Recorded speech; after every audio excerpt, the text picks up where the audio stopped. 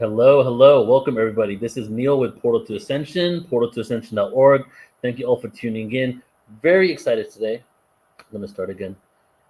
Hello, hello. Welcome, everybody. This is Neil with Portal to Ascension, portaltoascension.org. Thank you all for tuning in. Very excited today for today's guests, today's topics. This is going to be most likely, we're going to go with the flow. I have some questions for Paul Wallace as our guest today. And this most likely may be 3 different segments because of the depth of information there is.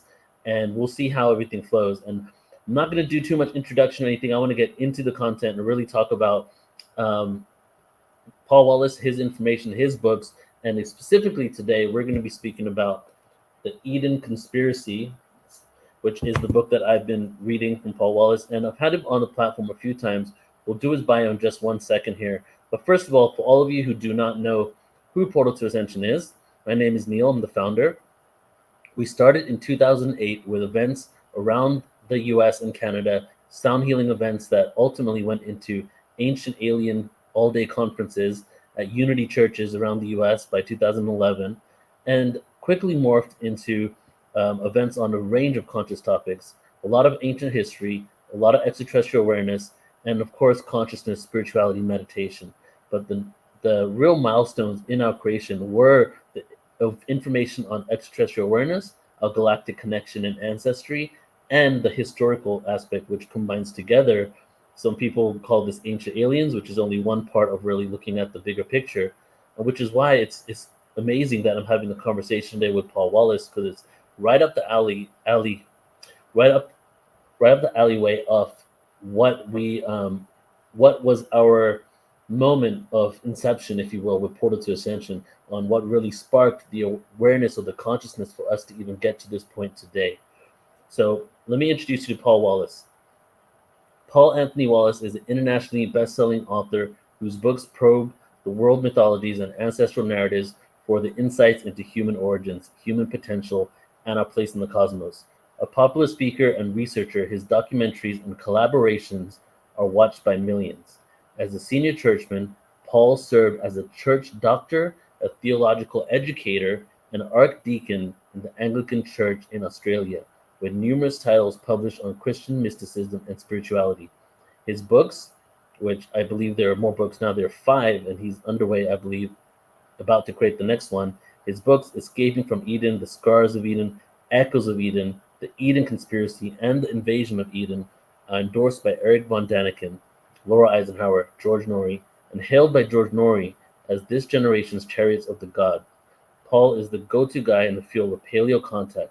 And paleo-contact, everybody, means the contact with beings from the stars, otherworldly beings, called extraterrestrials, with humans on Earth. So paleo-contact, our original contact, inception of what occurred for humanity to be here in this first place. So go-to guy for the field of paleo-contact. He's the host of the popular YouTube channel, The Fifth Kind, and also the Paul Wallace channel. And we've had Paul here multiple times on Portal to Ascension. And I got to say, it's probably the most interesting and inspiring conversations that I've ever had. So I'm really excited today to have the deepest dive that we've had with Paul Wallace. So let's go ahead and bring Paul on. Hey, Paul, welcome to Portal to Ascension. Welcome back, brother. Thanks for having me again. It's great to be with you. It's always good to see you, bro. And so I want to start out like this. I would love for you to kind of paint a picture. You know, a lot of times when we have conversation, we go into your story of how you got here in the first place. But I feel like we've had that conversation. There's just so much gold in what you've been sharing. And I would like for you to just talk about the books that you've written, right? And just kind of create a narrative of a little synopsis of what each book is about. And is this a timeline? Like, are you going from a specific point and creating a timeline with these books? Or they're all standalone pieces of information? You know, if you can just go ahead and start by letting us know about that. Well, in the Eden series, I really am sharing my own journey of discovery. Each book can stand on its own, but you will certainly be tracking my journey of unlearning and relearning and reframing if you read them in the order that I wrote them. So to give you that quick synopsis, Escaping from Eden, really the reader meets me in that moment when my whole worldview is going into the blender as a result of probing anomalies in the stories we tell from the Bible. Now, my start point was in Christian ministry, and I'd been preaching from the Bible for 33 years. I'd been training pastors in hermeneutics, which are the principles of interpretation, for 15 years. So I was very familiar with these anomalies, but had never really pursued them from the perspective of translation. What do the words really mean? If they're anomalies, it means there's something I'm not understanding about the stories themselves, their origins, their roots, so on and so forth. And when I went to those texts with all the tools that I'd been providing to my pastors in training, I discovered that the glitches really were to do with translation. And that when I pursued the root meanings of the key words, the story that emerged wasn't some randomly altered story. It was a totally different story, a summary form of the stories of origins from out of ancient Mesopotamia. So very quickly, I realized the biblical stories are a restatement of the stories from out of ancient Sumer, Babylonia, Acadia, and Assyria, and that many of our familiar God stories are really restatements of ancient stories about sky people. They're not religious texts in original form. They're not stories about God in their original form. They are stories about paleo-contact, our ancestors' contact with visitors from elsewhere in the cosmos. And some of those visitations were happy ones where the development of humanity was supported, and some of those visitations were less happy where essentially we were being colonized. And so Escaping from Eden shows how the paradigm shifts when you go to a more fundamental translation of the biblical texts. So it asked the question, was the human race created by God or engineered by ETs? And at the end of Escaping from Eden, the reader will be realizing, it looks like we had some external interventions here. The Scars of Eden is the next book, and it answers the question, so what? What difference does it make if we were created by God or engineered by ETs? What difference does that make in terms of how we live our lives, how we understand our world? And are there marks other than narrative marks on human history to indicate one way or the other? And in the Scars of Eden, I say, yes, there's a lot about how this world works that has its roots in ancient experiences of colonization. And then in Echoes of Eden, by the time I'm writing that book, I've realized that the cultures that have best curated the memory of ancient contact are also cultures that have thought through the implications. A different story of origins creates a different expectation for human potential. And so I sit down with indigenous leaders, people who are the curators of knowledge in cultures informed by traditional initiation. And I ask those questions. Who are we? What are we capable of? And Echoes of Eden ask the question, what secrets of human potential were buried along with our ancestors' memories of ET contact? By the time we've reached the end of Echoes of Eden, the reader will be thinking, wait, just a minute. So if the Bible wasn't originally about God, what was it about? If those stories weren't really God's stories, what was the point of those scriptures in their earliest form? And in the Eden Conspiracy, I find the Bible to be full of lessons, not only to do with human potential at an individual level, but lessons about human progress, lessons about grassroots power, lessons about how we can shift our mentality as a species and have a better experience moving forward than our ancestors have. So it asks, what were the secrets that our ancestors wanted us to know? And I find that in the Bible, the whole process of narrative control and narrative shift, in which ancient Judaism went through this reform and changed from being a memory of contact and an empowering view of humanity to a monotheistic view, and a view of humanity in which our only role is essentially to do as we're told, pay, pray, and obey. That whole narrative control, the seizing of control, the changing of the narrative is tracked openly in black and white in the pages of the Bible in a way that Christianity has largely ignored for 2,000 years. So I lay that all on the table in the Eden Conspiracy. And then in The Invasion of Eden, my latest book, I bring all those insights to the question of, well, what's happening right now? Last year, we had this extraordinary conversation between military intelligence and the US Congress concerning contact in the present and what it means. Are we facing an existential threat in terms of our contact in the present day? Every 6 weeks, the operations of US defense are interfered with, on average, by close encounters. That was the official rate in the white paper that was published for the Senate to read back in 2021. So what are we looking at? Should we be excited about those who are in contact with us today? Should we be excited by all the close encounter phenomena around the world? Are we looking at another potential leap forward for humanity, or should we all fear for our lives? What did our ancestors have to say? How do they inform how we approach these questions? And that's where we've reached with The Invasion of Eden. Beautiful. So I'd love to start with talking about this in a historical context, in a timeline, right? So from my understanding, Abraham, let's go back to the root of the Abrahamic religions, right? Abraham was from the city of Ur of Chaldeans, right? And as far as I know, Ur was a city in Sumer, a Sumerian city. So there, just right in the root text of the Abrahamic scriptures in the Old Testament, we already have the connection to Sumer and Mesopotamia. So could you kind of paint a picture? And let's go up until around 6th to 7th century BCE, which is the monotheization, I believe, of Judaism. So what was Abraham? When did this occur? And then if you can take us into when Moses occurred, what happened with Moses, and what the connection is with Egypt and Sumer, because we see a lot of connections, obviously, with Sumer, but then we also see the fact that the Jews were in Egypt and took a lot of information from the Egyptians, including some people say the 12 commandments became the 10 commandments. So could you kind of start by painting a picture for us of this timeline? Well, to go back to Abraham, when we read the Bible today, I would suggest we're reading a number of stories that have been fused to give the appearance of a single story. In the first 11 chapters of Genesis, you've got a whole sequence of stories of beginnings that have been placed alongside each other.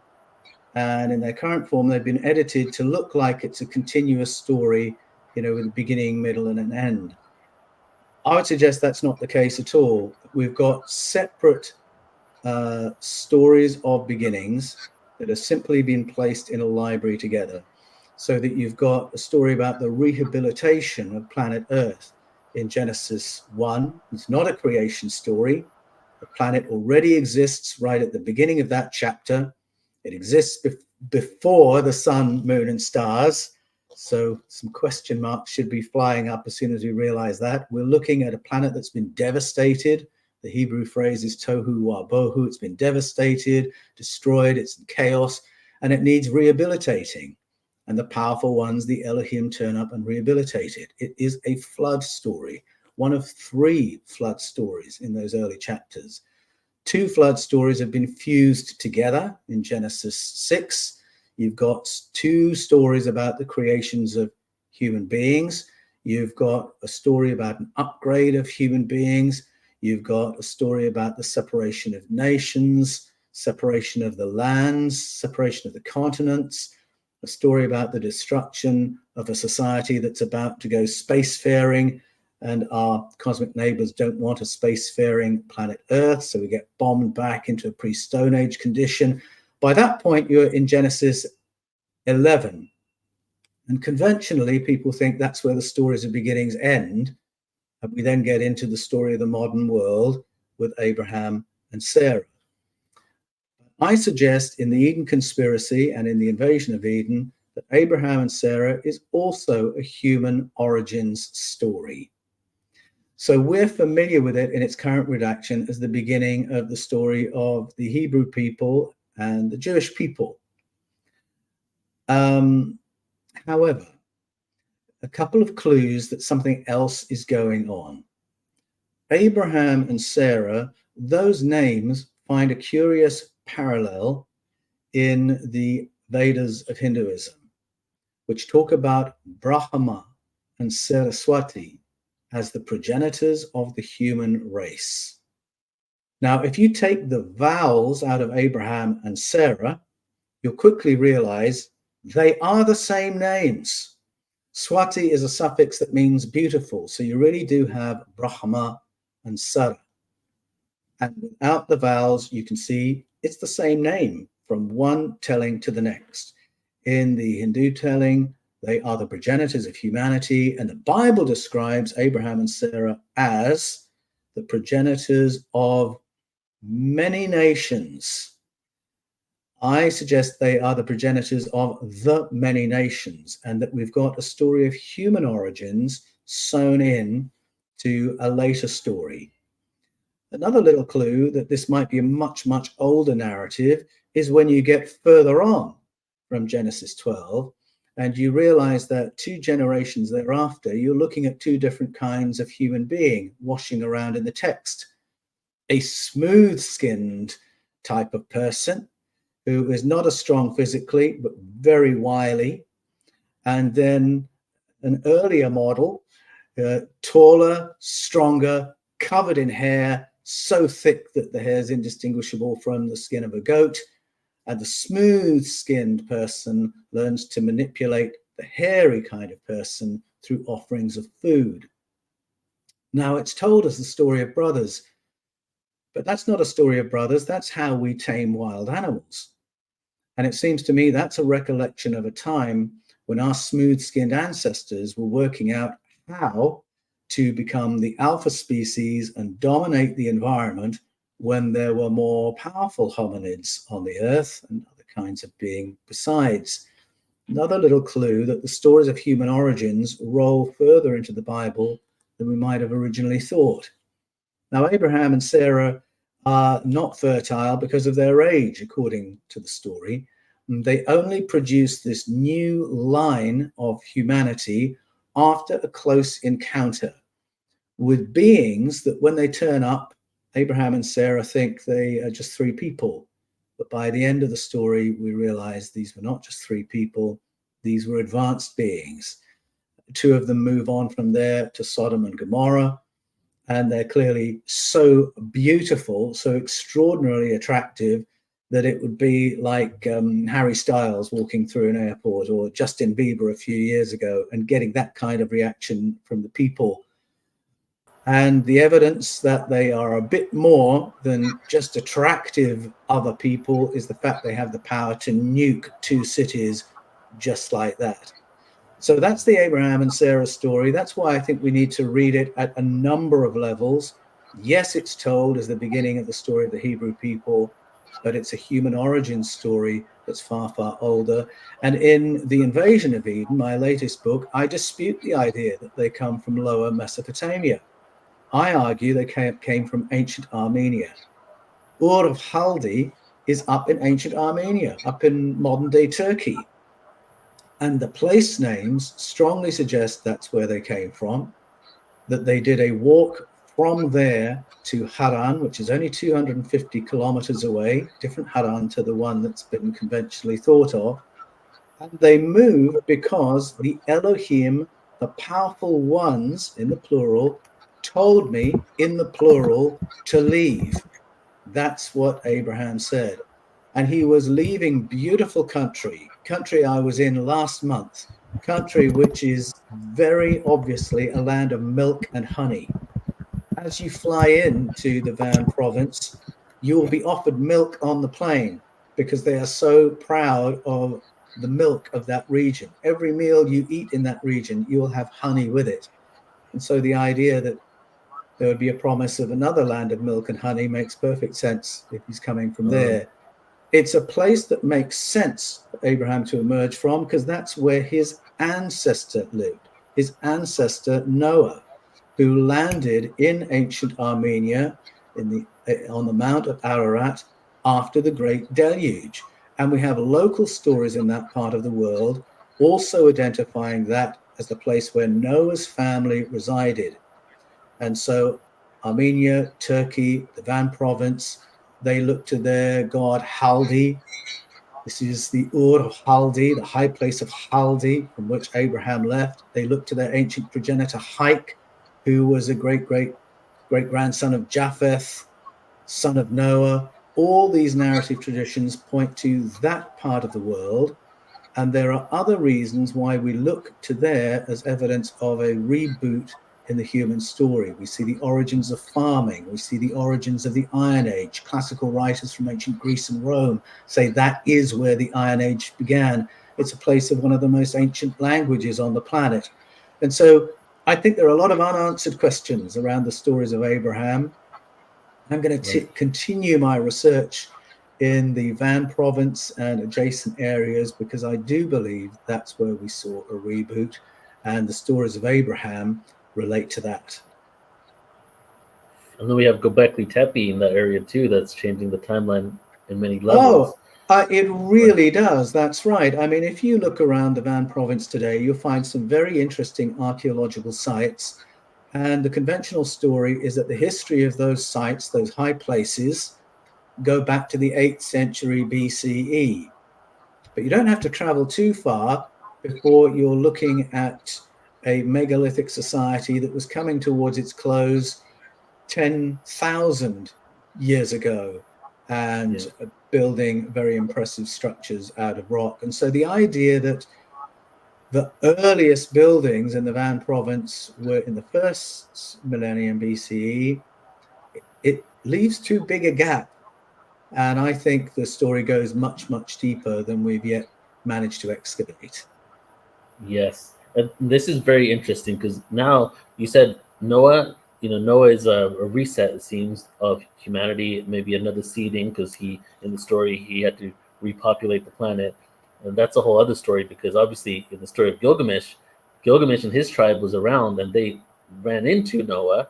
So maybe there was another tribe on the planet at the time that were hybrids of some sort. But then you said the Abraham story, which comes after Noah, is also another seeding. So is there a timeline on this? Like, did Noah's flood happen 13,000 years ago, the Younger Dryas, or maybe earlier than that? Very possibly earlier. As I say, there are at least 3 flood narratives in Genesis 1 to 11. They're not necessarily all the same flood. And I think it's difficult to produce a really definitive timeline when the timelines have already been muddled before the stories have been told that we're familiar with. So, I just wouldn't be too confident putting years and dates on Abraham and years and dates on Noah and thinking that we really are looking at some neatly ordered sequence. I think it's more mysterious than that. And you're right to point out, hang on, but there are other populations in the story.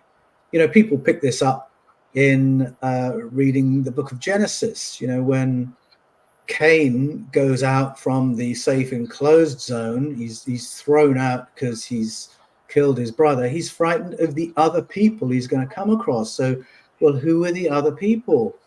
Or if we follow the Norse stories of the Aesir, if we listen to Snorri Sturluson writing in the 1200s, he says that Odin came from close to the Van province in Turkey, in ancient Asaland, as he called it, ancient Armenia. And those advanced beings, so advanced that Odin and his mates could just walk into Northern Europe and Scandinavia, carve it up, give different bits to his sons without any difficulty at all. They're so advanced, and yet they're having quite a peer-to-peer stoush with their neighbors in the mountains around Ararat. And the Vanir are their neighbors, who are sort of portrayed as not good people because they're the enemy. And then the Aesir are the ones who become the gods in the Norse story. So who were the Vanir? And why were they so advanced in that part of the world? And I think the answer does fit with the idea that there was a reboot and an externally assisted reboot in that part of the world. So to reintroduce agronomy, civil engineering, technologies to get humanity moving again, clearly the people living where that's happening several generations down the line are going to have enough of an edge that they can start moving out from there and exporting themselves into other lands. And I think that's what we're looking at. Mm-hmm. So this story, yeah, because if Abraham is another seeding of humanity, and let's say that a lot of people think that the flood, the Great Flood, Younger Dryas time, was the story of Noah and the story of the fall of Atlantis. If Abraham came after that, that would be almost like another seeding within the last 13,000 years. And we have a good record of at least 7 to 8,000 years of our history, right? So, and when we Well, talk about this, remember, Abraham is many stories. right, That's my right. belief. So Abraham, yes, one layer of it could definitely be in that time frame. So the reboot after the Younger Dryas Cold period. But that that leads to two different kinds of human. That sounds to me like a much, much older story Yeah, from an earlier reboot and an early intervention that might go back a couple of 100,000 years. But they've all right, been right. stitched in together into the Abraham story. And that would make sense because the story of the Sumerian scriptures and the Anunnaki, they're dating those stories back to 200,000 years before them, and they existed around 6 to 8,000 years ago. And it's interesting that they're even using their own city names, Uruk, in stories that they're saying were like 150,000 years before they even existed. Yes, that's right. So, I mean, there's every possibility that their great cities were built on the foundations of other cities, the ones Hmm. in their ancient stories. And people forget that when we go back to ancient Sumeria and we hear their stories about the Anunnaki, they are telling stories about what was already the deep past. And when you get to the Right. King's List, you're quite right. We're going back more than 200,000 years for the roots of some of these stories. So we're looking at interventions in the human timeline as far back as that. And then we're looking at other interventions after the Younger Dryas Cold period within the last 10,000 years. And in my latest book, The Invasion of Eden, I follow the white rabbit of dragon story around the Hmm. world, I can't wait for which that. Julien Duy of the Sorbonne has done a wonderful study on this. And he relates the patterns of dragon story around the world to what we know about human migrations and shows that there are two waves of story. One wave of story that's at least 175,000 years old, talks about an intervention to elevate the human experience. And then another wave of story that's within the last 10,000 years that sounds a little bit more like a hands-on colonization and more detailed tutelage in how to build cities and manage dense populations. And I found it very interesting coming across those two ways of story because it correlates with what I found in other non-dragon stories that suggests interventions at those different times. So I think we've been visited, colonized, assisted, exploited, tutored many, many times through our emergence as the human species. And our Mhm. stories have pulled together fragments of those memories and then sort of glued them together in a mosaic like form to present the stories with which we're familiar. So when we go to those stories, we can't, I don't think, read them as if we're reading diary entries, what happened from year to year. It really is a pastiche of human experience that goes back far, far into the mists of time. Yes, I agree. It's many different stories combined. It's poetry, creativity, and literal facts all put in one. It seems. Would you agree? Yes, yes, I agree. I think that's right.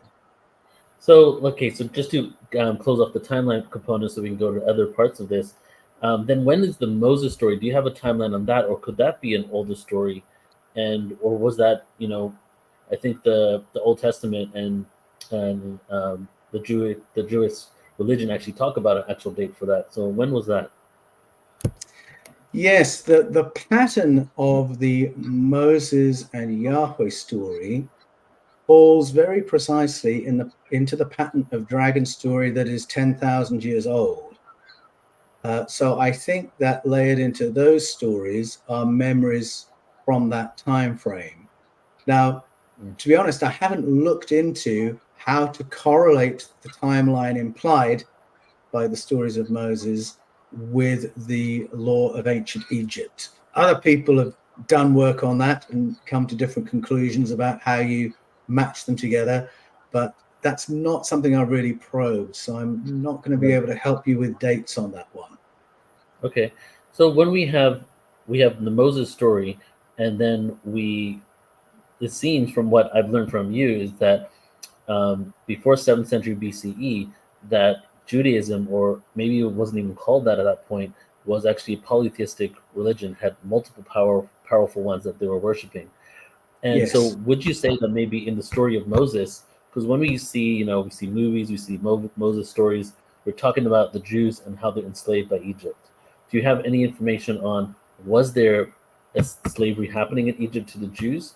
And from what I'm piecing together with your information, I'm thinking that there were a whole other religion or dogma, or had a whole different ideology that maybe later became Judaism, but wasn't at that point. Yes, that's right. I think the story of Moses and the Exodus is framed for us in a world of polytheism if we read Deuteronomy 32 and Psalm 82, because there we have the story of the invasion and the parceling out of lands to different Elohim, to different powerful beings. So the Hebrew scriptures talk about the arrival of the Tseva Hashemayim, that's the sky armies or the airborne armies. They arrive, they form the El Ba'adat, that's the council of power, and the being who's chairing this process, who's known by the title El Elyon, which simply means the powerful one, higher than the other powerful ones. He portions out lands to different Elohim, and the Elohim own the land, the minerals in the land, the fauna on the land, and the human beings on the land. And among those Elohim is a being who goes by the name of Yahweh, and he is clearly a junior member of the El Ba'adat because he gets a people group with no land. His people group are on the land of Egypt, belonging to the Elohim by the name Acher. And so when we're introduced to Yahweh in the Moses story, his first task is to go to Acher's land and notice the phonological similarity of those names. Yahweh, Acher. They are counterpart Elohim, which becomes very clear in the book of Joshua at a later stage in the story when Joshua says to the people, decide who you're going to serve, Acher or Yahweh. Same kind of service, same kind of entity. So Yahweh has to go to Egypt and get his people group out of Egypt, and then he has to fight with other Elohim in order to get land for his human beings to live on. El Elyon has created this artificial scarcity, ensuring that the Elohim are going to be conflicting with each other. And the whole of the story of Yahweh and his people group, that's what frames it. That's why they're always in conflict. That's why they always feel like they're the underdog and having to kill and slaughter people in order to get possession of land. That's why Yahweh is so keen on presenting himself as a man of war. His other name is the powerful one, the destroyer, and he goes about proving himself worthy of that name. So that's what frames those stories. Yahweh comes along, he gets his people, and then he creates the laws by which they're going to be governed and creates the people structures by which they're going to be managed. And that whole system fits absolutely squarely in the world's canon of dragon narratives. So Wow. that's the framing of the Moses story. And really you can tell the story of Moses / Yahweh absolutely in parallel. So when Jesus comes along and starts dismantling the place of Moses, he's also, by the same token, dismantling the place of Yahweh and replacing those laws with his own teachings. Right. And you said, I believe you said that he was given land with no people to start out, Yahweh. Is that He was correct? given people with no land. And People so with they no have land. to fight for land. They have to invade other people's land. They have to slaughter other people in order to get land. Right. What do you think about when Moses went up to Mount Sinai and he received the Ten Commandments? He came down and his people, well, a lot of his people were worshiping the bull, the what he considered pagan. But from my understanding, it was a shift in the zodiac, and every new religion on the planet happens at a shift in the zodiac. And I believe they were worshiping Taurus, right? And so, oh, this is very interesting because now I'm drawing connections to you actually. So worshiping Taurus, and then he obviously creates this earthquake. People fall in. That's this conventional story. Was it that they were worshiping the old zodiac, and they just weren't used to the new one? And is there a Palladian connection there because of the Yes. the bull?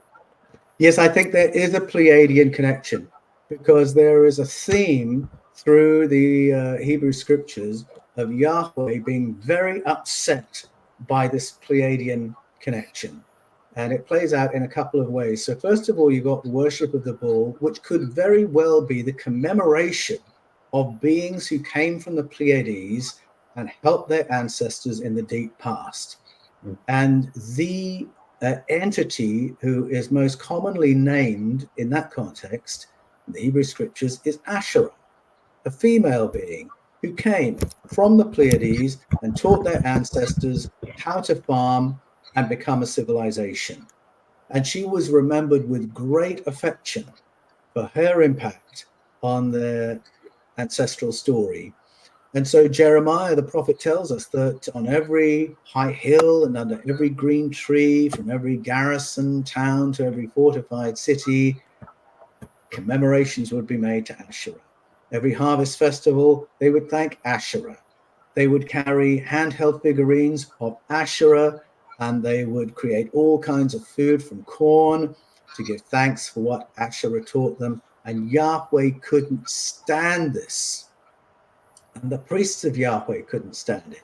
So when you get into the reforms of Judaism, when there were Yahwist kings on the throne in the 8th to 6th century BCE, they tried to obliterate the memory of Asherah and disband all the priesthoods of Asherah and Dagon and Milcom and Chemosh, demolish the temples, break the horns off the altars, slaughter the priesthoods at times, so that there will be no option but for the Jewish people to worship the only one remaining deity, the one worshipped by the king, and that's Yahweh. And the jealousy of Yahweh towards Asherah is something powerful as you read those texts. And so I do think the people were doing something ancient. They'd gone back to something very familiar in essentially commemorating those who had helped them in the past. When we read it today, we read it all through the lens of the Ten Commandments. We read it through the lens of monotheistic Judaism and think that we're reading about idolatry or something very wicked, whereas in fact it was a very positive memory that the people were treasuring. And Jeremiah tells us that they remembered their time of direct governance under Yahweh as a very negative experience. Jeremiah says the people spoke disparagingly about Yahweh and had put all his laws to one side. Thank you very much. And Jeremiah, of course, thinks this is very bad. And so he tells us all this information about their ancient memory and their ancient memory of Yahweh, and then adds his little PS, isn't that awful? And so the reader feels they have to agree with the isn't that awful. But the moment you separate the narrator's opinion of what was going on from the information, you realize we've just been told in the beginning, Judaism was a canon of paleo-contact, was a cultural memory of contact with helpful beings as well as others who were more violent. And Yahweh was right at the more violent end of the spectrum. So did they like the story? I mean, first of all, I don't feel the exact story of Moses coming down, putting the clay tablets on the ground, earth opens up, and they get swallowed up.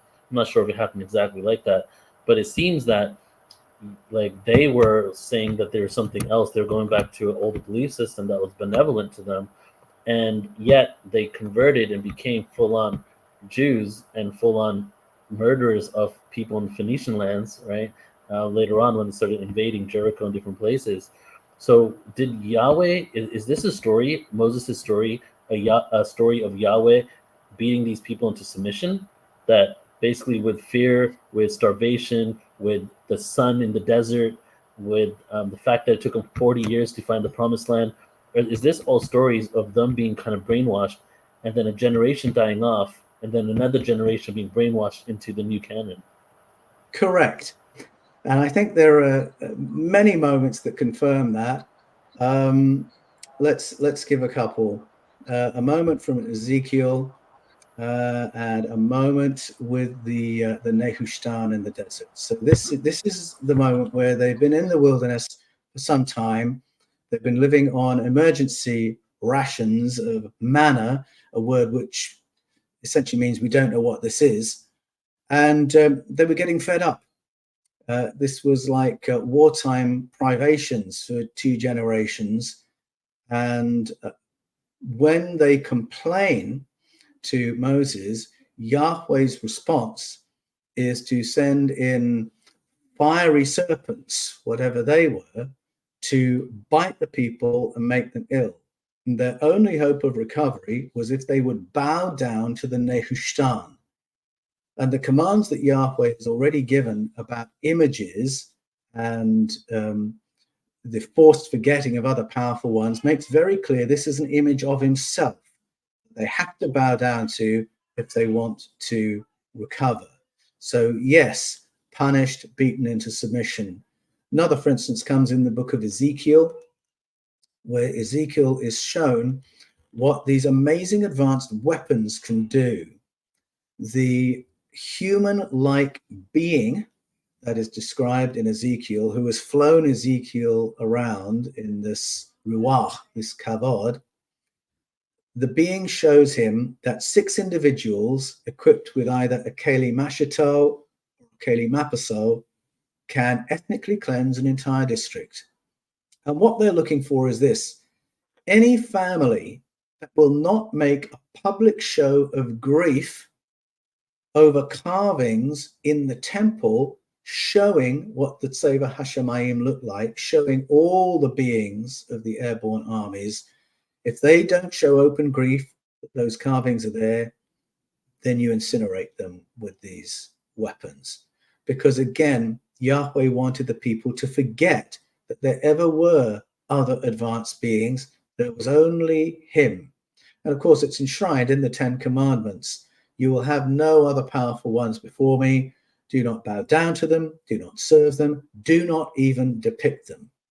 It's this forced forgetting. It's this taking control of the narrative. There's only one powerful one, and his name is Yahweh, and he's a man of war, and he won't tolerate any other powerful one because he's a jealous, powerful one. That's the story. And in fact, he's so jealous. There's a story in which one of his kings, one of his successors, a human king, is mortally ill. He's broken his back. He doesn't know if he's going to recover or if he's going to die. And so he sends for a prognosis to the Elohim down the road, the Elohim of Ekron. And when Yahweh hears about this, so his prophet says, he's so furious that he pronounces the death sentence over the king. And he says, is there not an Elohim here? Pointing to himself, that the king has to go off to the Elohim of Ekron, the Lord of the Flies, he says, changing his name by 1 letter. So that story is told so that people will know they mustn't have anything to do with other Elohim, only with Yahweh. And so we're going from a place of paleo-contact to polytheism to henotheism, which is where you acknowledge other powerful ones, but you serve only one. And then from the 8th century to 6th century, the whole narrative is shifted so that the other powerful ones only remembered as handheld devices or statues. And the whole idea that there were other beings gets buried so that the figure of Yahweh can morph into an almighty and unrivaled God. Except the changing of the narrative is told us openly in the books of Jeremiah, 2 Kings, and Ezra. So we know the story was changed. Mm-hmm.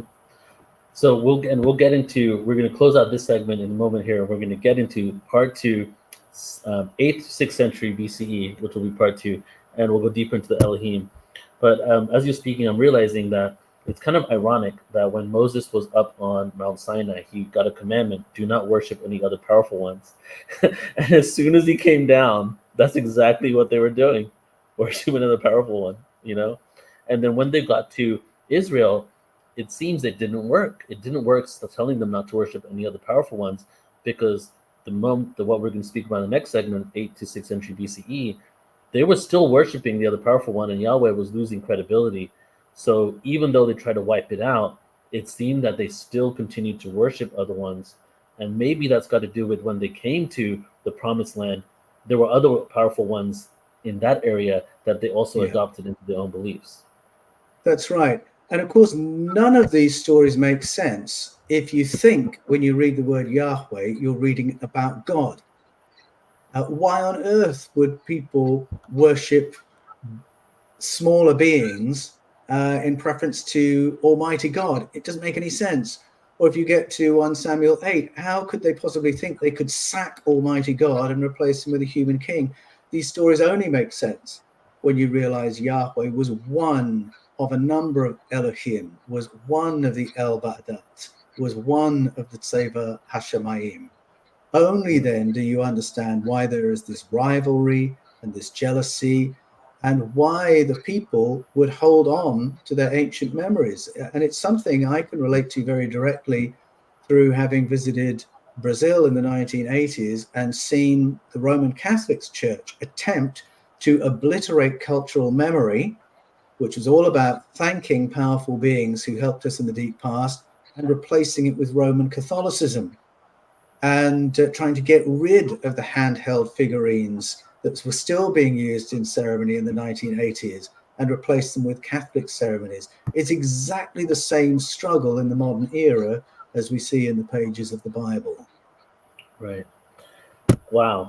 So interesting and mind-blowing just to look at this from a whole other perspective than what has been indoctrinated in us for so long. So really, really interesting. Thank you so much, Paul.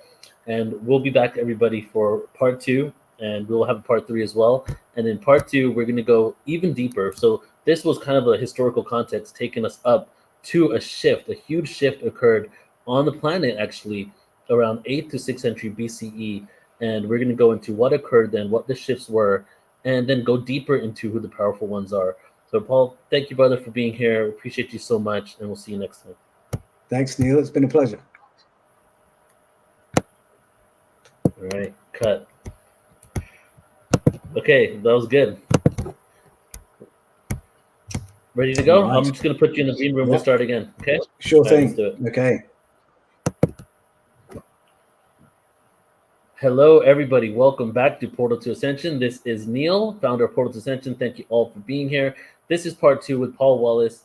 Excited to go even deeper today. And the first part, we went over the historical timeline from Sumer to Egypt to all the way to around 8th to 6th century BCE. You can tune into our YouTube channel, youtube.com/Portal to Ascension, to watch that, and really building the foundation for what we're going to be talking about today. Today, we're going to go into some shifts that occurred planetary, but namely, since we're speaking about Judaism, Yahweh, the powerful ones, polytheism, and how there were more than one God in ancient Judaism. So we'll be talking about the Elohim, Yahweh, and the sky people. So we're going to get into it, bring Paul Wallace on in a second here again, but let me go ahead and do his bio once more. Paul Anthony Wallace is an internationally best-selling author whose books probe world mythologies and ancestral narratives for the insights into human origins, human potential, and our place in the cosmos. He's a popular speaker and researcher. His documentaries and collaborations are watched by millions. He was a senior churchman. Paul served as a church doctor, a theological educator, and an archdeacon in the Anglican Church in Australia, with numerous titles published on Christian mysticism and spirituality.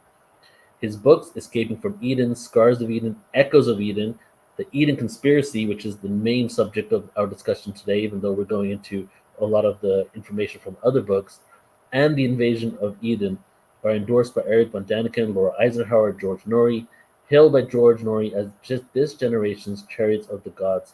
He's the go-to guy in the field of paleo-contact, being contacted and interacted with beings from other worlds on our planet, and is the host of the popular YouTube channel the fifth kind, and the Paul Wallace channel. So everybody, let's go ahead and bring on Paul. Welcome back, brother. Good day, Neil. Great to be with you again. Good to see you again. So today we're going to go into, as I've been sharing, the 8th to 6th century BCE. But the beginning was that it seems that what you share in your books is that around the 8th century BCE, there was a shift where Yahweh was not, he was losing credibility, that there was a distrust in Yahweh. And it's interesting to note that within the following century was a move in order to make Yahweh the central figure of all of Judaism, thereby pushing out other powerful ones, even benevolent ones. So I'd love for you just to take us away. What occurred in the 8th century BCE, and why did this shift even occur? Sure. Well, we should probably prelude that question by pointing out that Yahweh has changed from being a present and active character in the drama of the biblical stories before we get to the 8th century BCE. So when we get to 1 Samuel 8, we have a moment where Yahweh has been ruling over his human beings for a period, and the people have had enough. The administrations that have managed them on Yahweh's behalf have been corrupt. They have found Yahweh not to be a good superior, and they decide to get rid of him. And so the tribal leaders come together. This follows the pattern of story you can find in dragon story all around the world, where the people realize that if they act collectively, they can disempower the dragon. That terror and immolation can be used so many times that the fear loses its power to control. And the people reach a point where they go beyond depression and civility, and they say, if we all come together and confront the dragon and say we will no longer serve it, what can it do? It can only kill us. And the moment you reach that point, it can only kill us, is the moment where depression flips over to courage. And the people come together, they confront the dragon, and sometimes that's all that's needed for the dragon to realize its days are numbered and it slinks off to the mountains. Well, the Yahweh story follows the same pattern. The tribal leaders come together. We are going to get rid of you, Yahweh, and we're going to have human leadership for human society moving forward. But there's a strange PS to this pivot in which Yahweh decides he's going to pick his own successors. Well, speaking as somebody who grew up in the United Kingdom, this is ringing all kinds of bells, because Britain has been trying to become a democracy for 800 years. And yet, after the Magna Carta of 1215, after the Civil War of the 1600s, after the Glorious Revolution of the 1680s, after the great democratic reforms of the 1800s, after the extension of the franchise to all adult men and then all adult women into the 20th century, after 2 world wars. Oh, of course, we had the Glorious Republic for 15 years, the abolition of the monarchy. We're still at a point where the democratically elected party can't put a prime minister into power without the say-so of the senior member of the Windsor family, where the prime minister can't go more than a week in his or her work with having to report to the senior member of the Windsor family, where no one can serve as a member of parliament despite being elected until they've sworn fealty to the senior member of the Windsor family, etc., where nothing can become law without the seal of approval from the senior member of the Windsor family, where the prime minister can take the country to war not on the basis of any democratic power, but because he's using delegated power from the crown, the senior member of the Windsor family. And we now know that Queen Elizabeth II blocked, I think it was 160 pieces of legislation until she'd got exemptions for her own family so that she wouldn't have to obey race laws and anti-discrimination laws and anti-cruelty to animal laws. Not going to have any of that on the royal properties, thank you very much. And only once she got her exemptions would they become law. So it's not ceremonial power only. The Windsor family are the ones who own 1/6 of the planet, not the British Parliament, so on and so forth. So this, I say all that because it's almost as if the template for that is in 1 Samuel 8, in which the people think they've got rid of the dragon, but the dragon is appointing his own successors. And if any of the kings or queens in the ages that follow depart from what Yahweh wants, there will be punitive action. And so we've got a lesson in, in covert government, in the persistence of old powers. Now, why did I mention all that, Neil? Remind me. We are, yeah, you're leading up to the 8th century and how there was this narrative where that's it. Okay. So by the time we get to the 8th century BCE, Yahweh has not been on the planet's surface running things for a long time. He's been pulling strings, and so the story is whether or not it's a good Yahwist king who's in power. The ones who do Yahweh's bidding, operate like Yahweh operated, those are the good kings. And the kings and queens who honor other beings, those are the bad kings and queens. And so it rolls on until King Hezekiah comes along in the 8th century BCE. He is a Yahwist.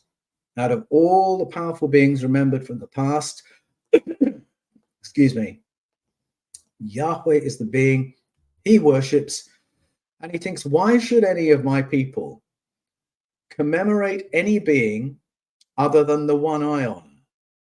I am here commemorating Yahweh. I don't need other priesthoods of Chemosh and Dagon and Milcom, Asherah. I'm going to get rid of all those so that, excuse me, I have to do a quick edit here, just a moment.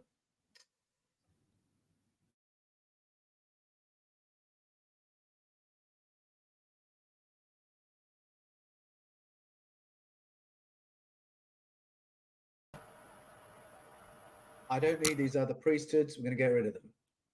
So we're going to send the army in to the temple to deface all the carvings of the Tzeva Hashemayim. People don't need to remember that there were airborne armies of all kinds of entities coming and colonizing. Forget all that. We're going to worship Yahweh as God. We'd better destroy the Nehushtan, otherwise people will remember what Yahweh looked like, and they won't want to worship a being that looks like that. So that's destroyed. And he goes around getting rid of temples, priesthoods, handheld figurines, carvings. It is the ritual reform of Judaism, aided by the high priest Hilkiah and the Jerusalem Guard. And we can still find evidences of that reform in the archaeological record. The most prolific item to be found in Jewish households from that period was the Asherah figurine. And we can find that they've been rounded up, heads broken off of them, so that those harvest festivals cannot continue. So that's the ritual reform. And then his grandson continues the reform. This is Josiah, who becomes king at the age of 8. Now, a king who's 8 is not much concern if all you have is a ceremonial monarchy. But if you've got a king with real power, an 8-year-old king is a crisis. Now, this actually happened in Great Britain back in the 1500s when King Henry VIII died. He was succeeded by his son, a 9-year-old boy, Edward. What happened was that two families jumped up and said, don't worry, England. We'll take care of things. We'll look after the young king. We'll guide him. And so the Dudley family and the Seymour family stepped up to guide the king. They were concerned to do that because there was a religious reform going on. Henry VIII had started a religious reform. These two families wanted to make sure it was continued. And so they advised the boy king in that direction. Exactly the same thing happened to Josiah. The family of Hilkiah and the royal scribe Shaphan assisted Josiah to continue the reforms and create a reform of the scriptures themselves. And so the book of the laws of Yahweh was edited, added to produce a scripture that would be the narrative that defined the world for the Jewish people moving forward. It's a very interesting parallel. that it was a period of religious reform and two families that helped it happen. And so again, you've got the king, Josiah, who every so often his trusted advisor, Uncle Hilkiah, would come along and say, "Sire, I've recognized a serious threat to your authority over the kingdom. It's that priesthood over there set up by your ancestor, priesthood to Asherah, a priesthood to Chemosh. Would you like me to deal with them?" "Oh, thank you, Uncle Hilkiah. Thanks ever so much. Please do." And every time King Josiah said that, that's another priesthood slaughtered, another temple demolished, another altar broken, so that Judaism gets pared down from this multifaceted canon of paleo-contact to a religion of monotheism. One God, one king, one high priest, all the other temples gone. So now all the tithes will come to the one temple in Jerusalem, administrated by the family of the one high priestly family. So you've got a control of the narrative and an economic centralization and a political centralization all in one hit, so that the king can manage his monotheistic society. And once the kings have gone, because it ended very shortly after Josiah's death, now you've got a people group defined by a religion managed by the high priestly family, and it's managed through the narrative control and the economic control of the Jerusalem temple. That's the great reform. It is almost like a textbook case if we're looking for narrative control and centralization to help us understand the worlds in which we live. Yes, you already kind of touched on this just now, but it's making me realize a parallel to the Akhenaten story. That Akhenaten, in Egypt, he basically only believed in the sun god Aton, and a lot of Egyptians, modern Egyptians that are Muslim, hold him as converting the Egyptians into monotheism, and how they're monotheistic. So it's almost like giving him reverence, and but he chose one of the many powerful ones. And it's even a parallel to the Constantine story, where he basically took on Judaism. I mean, not Judaism, Christianity, and Jesus as the savior, but in a way that centralized power, that he was put into power. So, are you saying that, like in all three of these narratives, one that you shared and two I just shared, it's almost like by choosing a monotheistic God, or one God, that individual gives power to the person in control to thereby have control over everyone. And we know that's the case in some places, because they say I'm an emperor because God put me here, those kind of yes. narratives. Oh, yeah, exactly. But they're interesting counterpart stories, because the Akhenaten story, if that monotheism is focusing people's attention on a God that needs no priesthoods, then potentially that's very empowering. Obviously, the priesthoods were rather upset by this. And so there's all kinds of trouble that emerges from Akhenaten's decision. Whereas what happened with Josiah is he has chosen as the God figure, not the son, not the creator, not the source, but this violent, warfaring entity called Yahweh. And if that's who you think your God is, then you've just empowered the king to act with exactly the same brutalism, merciless behavior, power and abuse of power. You've empowered the king to obliterate people groups, invade other people's countries, because the God you worship does exactly those things.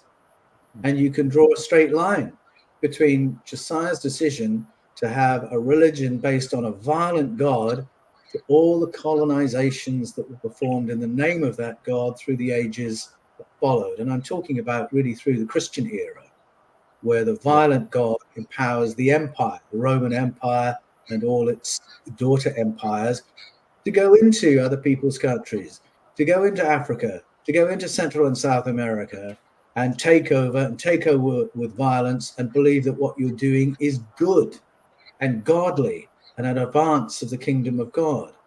So I think it's very important that we disentangle these stories and totally reject the idea of a violent, bloodthirsty God. It's led nowhere good. Monotheism is great if what we're actually talking about is the source, and every one of us having a profound and intimate connection with the source. The moment we start empowering kings and priests and empires, not a good track. Right. And then when that gets into a whole philosophical conversation of like what is source and how many fragmentations from source are we, and are there beings more advanced than the beings that were the powerful ones that are also just another fragmentation from the original source, but just seem more powerful than the powerful ones even, right? So it's like, what is source, a being, or is source a frequency? Or so that's like, so it's like when you have that connection to source, who are you truly worshiping? And like that's the question I think about often, you know. Yes, I think once again, I mean, it's a similar question because we might be who we are because we've been tweaked by other species who were more advanced than us technologically when they interacted with us. But that doesn't mean we have to look to those entities as if they're some kind of a priesthood. Right. We are conscious beings. Consciousness is a property of the cosmos. And I think we need to live life on the basis that you and I are fractalizations of the cosmos itself, that you and I can find ways of tapping the wisdom and information of the source. And when we go to, the greats, people like Plato or Jesus or Buddha, I really think that's what we're looking at. We're Yeah. not looking at refeudalizing our view of humanity in any way at all. We are looking at ways of waking up and interacting directly, person to person, with the intelligence that we embody as biological conscious life, and learn to have a more expansive, exciting, empowered life on the basis of that knowledge. Hmm. Yeah, the thing is that we are not lesser than, but a lot of stories that we're speaking about today, and breaking down a lot of your books, is that these powerful ones, or namely Yahweh, wanted us to think that we're lesser than them, and that there's hierarchy, Yeah. right? If you think of our human body, say we're genetically altered, our souls, they have this whole other connection. We could have been more advanced beings ourselves in these other lives, and obviously, I believe that we were, and we've lived so many different incarnations. So ultimately, what really counts is what's inside, as the cliche as that sounds. And our souls are these multidimensional entities that have experienced all types of things, but we forgot that. Yes, I think that's right. We don't owe our souls to any other kind of being. Hmm. I believe that consciousness is a property of the cosmos. Um, I I take that from Plato, who argues it far better than I could, but he argues that the primordial cause is consciousness, that consciousness existed before the material cosmos, and that the material cosmos exists in order for consciousness to express itself and experience itself. I hold to the view of panspermia, the idea that the genetic code for biological conscious life is as much a property of the cosmos as the principles of light or gravity. And that means life in the cosmos is the norm rather than the exception. And I think that any biological life has the capacity to carry consciousness. And I think that's the experience we're having. So I we don't agree. owe our consciousness to those who've engineered us. The fact that we are alive, biological entities, means we are going to host consciousness and be conscious forms. And I think this is something that's good to know, because I think we've been so programmed to defer to those better than ourselves, whether it's working for a boss, or deferring to a royal family, or doing what our government tells us. All that kind of wiring runs very deep, and the moment we realize I am a fractalization of the cosmos, my consciousness is the gift of the cosmos, maybe we can have a go at living a bit more confidently than that. Yeah, yeah. So going back to the 7th to 6th century BCE, there was also a few other shifts that occurred, right? And I'd love for you to speak on the local standing stones that I believe you spoke about in your book, that they were taken down during the 7th to 6th century BCE. How far back did these local standing stones go? And if you could let everyone know what these local standing stones were there for in the first place. And I also believe that this was the time that substances that helped you alter your consciousness to connect to the divine was also made illegal. Is that correct? Yes, that's right. So standing stones are a very ancient form of storytelling. In the Bible, I think the first standing stone that's mentioned is the one erected by Israel, by Jacob. And he erects a standing stone in a place where he encounters the powerful ones. This is the Jacob's ladder story.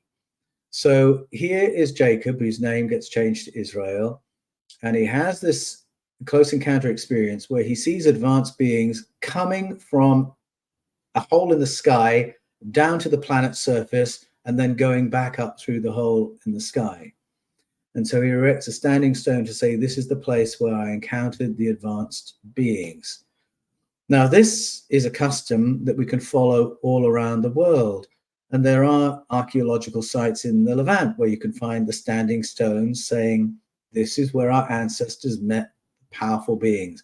This is where the Tzeva Hashemayim landed in this region, in this district. And so there will be an example of this in Tel El Farah, where we see a standing stone and then clues as to who it was that the people encountered in this place, because now here is a temple dedicated to Asherah. And here are the figurines of Asherah. And here is something that looks like a portal representing Asherah and the stars of the Pleiades, giving us a clue as to who it was who turned up here, how they got here, and where they came from. And these were all the things that were destroyed in the ritual reforms, with the standing stones being knocked down. But as I say, it's part of a global pattern. You can go all around the world and find these standing stones. And it's funny, I was reminded of this when I was in Boulder, Colorado just recently. Beautiful place. As you walk down the pedestrianized main street, you can find standing stones there, but not memories of contact, with photographic evidence of this is how the city used to be. These are our origins. These are the people who made this a great place. And that impulse is ages old. If we're going back to Jacob, that's only 2 generations away from Abraham. As I said earlier, Abraham is layered in with a human origin story. So we could be looking at a cultural pattern that is truly thousands and thousands of years old, which survived right up to the 8th century BCE, when Hezekiah came along and said, let's get rid of all that. And that pattern of let's get rid of the other memory, let's get rid of the indigenous story, well, that repeats all through the history of empires. And if you follow the progress of the Roman Empire, Spanish, Portuguese, Dutch, British Empire, they do exactly the same thing. Go in, obliterate the local law, and replace it with Christian orthodoxy. It's a really seamless pattern that you can trace back to Hezekiah and from that time to this. Mm-hmm. Yes, it is a pattern for sure. And then you also spoke about, and what I'm thinking is we'll actually create this segment here will be a little shorter, so we'll close out on this one, and then we'll go for part 3 on the powerful ones. We'll speak about them. And I would love for you just to, as we close this segment now, you mentioned that there was the final, I don't know if it was final redaction or another redaction. I think it was final redaction, happened in the 7th to 6th century BCE. So, immediately I saw the word final. So there were other redactions that happened before that. Can you speak onto that a bit? Like, do you know when those happened and what those were? What the significance of those redactions? Yes, it's really difficult to know if there were a number of redactions or if there was one great redaction in which the Hebrew canon formed more or less as we know it today. It's possible that there was a library of texts that existed before that had never really been collated until that final collation under the senior priest Ezra, who was a descendant of the high priest Hilkiah. There are hints that some kind of redaction had preceded this. If you read, for instance, the books of Genesis today, you will find the name Yahweh in some of the very early stories. And you think, wait a minute, the name Yahweh wasn't known until after the time of Moses. So what's it doing in these early stories?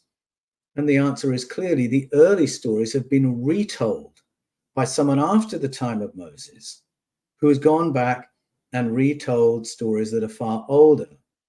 All right, then, well, what were the stories before this writer retold them and put the name Yahweh into them?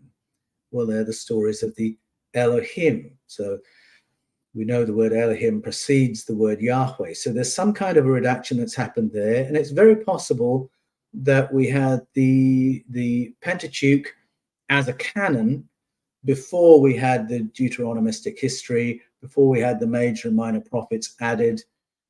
But the whole process is not one that we can prove. There aren't moments where we can identify different canons and their evolution. All we can really be certain of is that there was a book of Yahweh that was found apparently under the reign of King Josiah. And then there was a book of the laws of Yahweh that Ezra said, this is what we're going to be governed by in a later time. Exactly the details of what was in those books, we can't be sure, other than what landed in the final redaction that Ezra put forward and that we've been following more or less from that time to this. Right. Yeah, and as we spoke about in the history segment, is that it's really before Moses. Even the time of Moses, it's really hard to come up with the date of how ancient these stories are, and we're just trying to figure it out, right?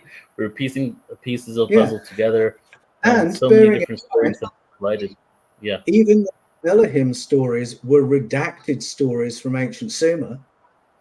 So it really is a very, very exactly. long storyline. Right. It's just so amazing. And Paul, I appreciate you so much, brother. You piecing together all this information, your wisdom and inspiration, your curiosity is just also beautiful. And I appreciate you, brother, for coming here again. And I'm excited to see you again on the next segment. We're going to go even deeper, believe it or not. Thanks, Neil. It's been a pleasure. Thank you, brother. All right. Okay, let's do it. Hello, everybody. Welcome back. This is Neil with Portal to Ascension. Welcome to part 3 of this series here with Paul Wallace. And go ahead and tune into part 1, youtube.com/Portal to Ascension, history of Judaism, Sumer, Egypt, leading up to the 8th to the 6th century BCE. Then the next segment, part 2, 8th century to 6th century BCE, what occurred during that time when it came to Judaism and the worship of Yahweh and the other powerful ones. And we ended that with the perfect segue onto what today's segment is going to be, which is going to be called, or what we're going to discuss is the Elohim, Yahweh, the Anunnaki, Sky People, the Pleiades. We're going to go, we're going to get deep into all of this information and try to track back history as much as possible. And as we shared at the end of the last one, it's really a challenge to kind of give you the exact explanation and dates of redactions and the timelines and all of that, because so many stories have combined. One thing that Paul shared in the beginning of the first one was the connection to Abraham and Sarah, to Brahma and Saraswati, a whole other area of the world, a whole different culture, but similar story, different timeline, same people maybe. So what we're realizing is that there's so many stories, metaphors, literal historical records of what occurred at that time, all combined into these stories. So all we can truly do is just go deep into it and decipher it and dissect as much as possible with an open mind. And that's what we're going to continue doing today. So let's just go ahead and get right into it and bring Paul on. Hey, brother, good to see you. Good day, Neil. It's great to be with you again. Good to see you again. So what we're going to do today, let's get right into it. I'd love to start out with what is the difference or the similarities between Elohim, Anunnaki, and Yahweh, and is any of these? I feel some of them are groups of people. Are the Anunnaki one specific group of people? Is that interchangeable with the Elohim? So you can give us an explanation of what those three components are. Yes, sure. Well, Elohim is a word that means the powerful ones, and its Hebrew scriptures makes very clear it's talking about a whole cadre of beings who are sort of co-governing Project Humanity. They comprise a body called the El Ba'adat, the Council of Powers, and they are, well, sometimes they're just minding their own business, doing their own thing, and sometimes they're conflicting with one another and even having wars with one another. And the clue that they might be a diversity of beings could be found in 1 Kings 22, where we see that we've got flesh and bone beings, as referred to elsewhere, but also there appear to be spiritual beings or energy-based beings, or what the Gnostics would call archontic beings, who are able to manipulate the thoughts of biological life or human beings in particular, and then sort of parasite off the lower vibrations, parasite off the conflict, off the anxiety, off the anger.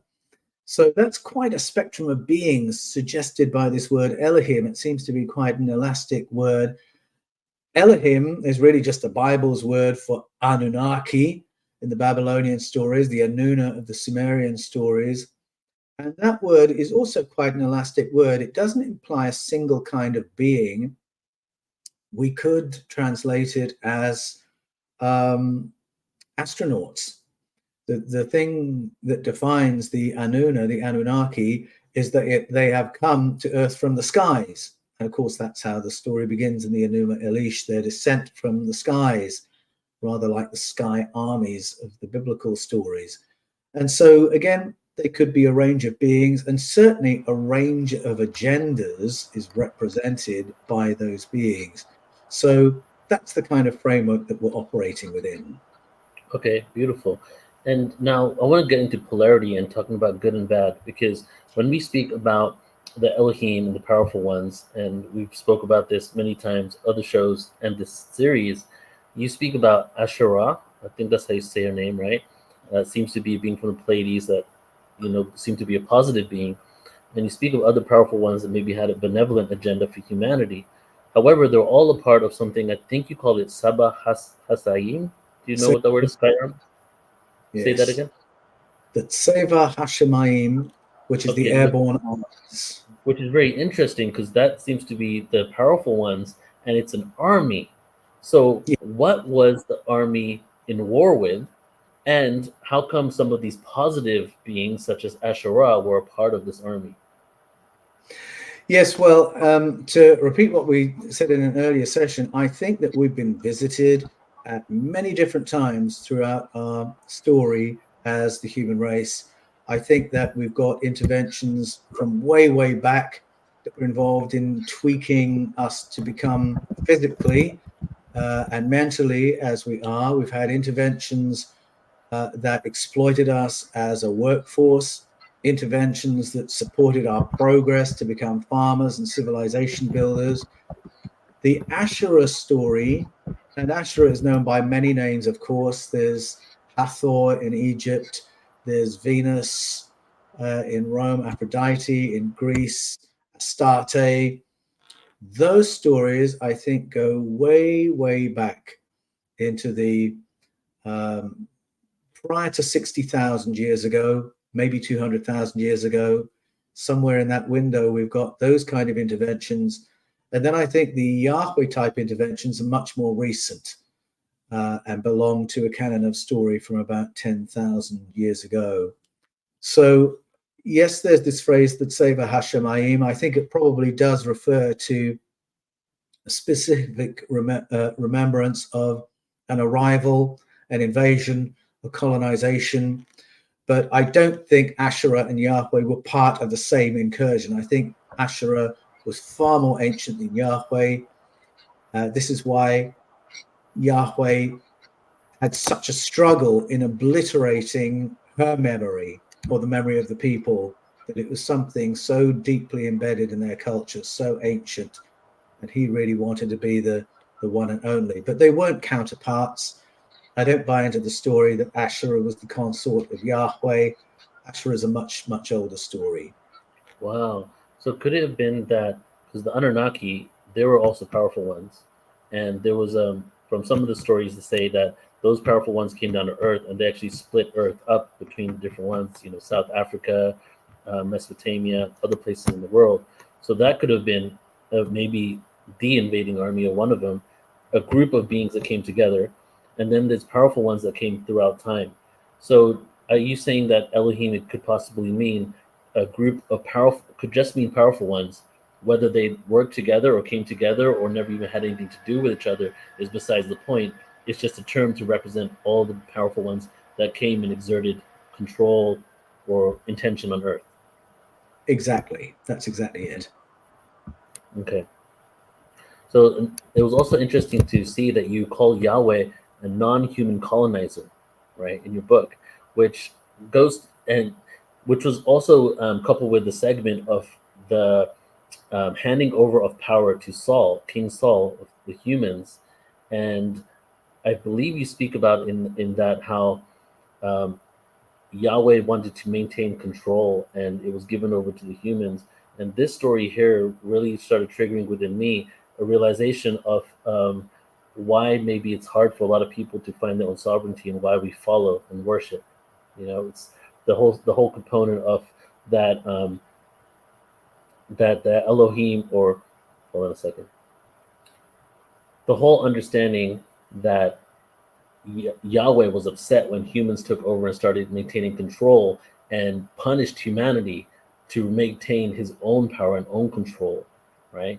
And could that be a reason why it's hard for people now to move away from religions that actually speak about how much atrocities God's actually created for us, and we worship with blind faith rather than think for ourselves and even entertain the idea of moving away to maybe a greater truth?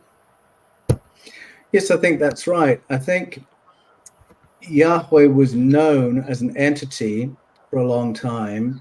And then once it had been gotten rid of, and you now had kings who are ruling in the name of Yahweh, Yahweh can begin to morph into a godlike figure.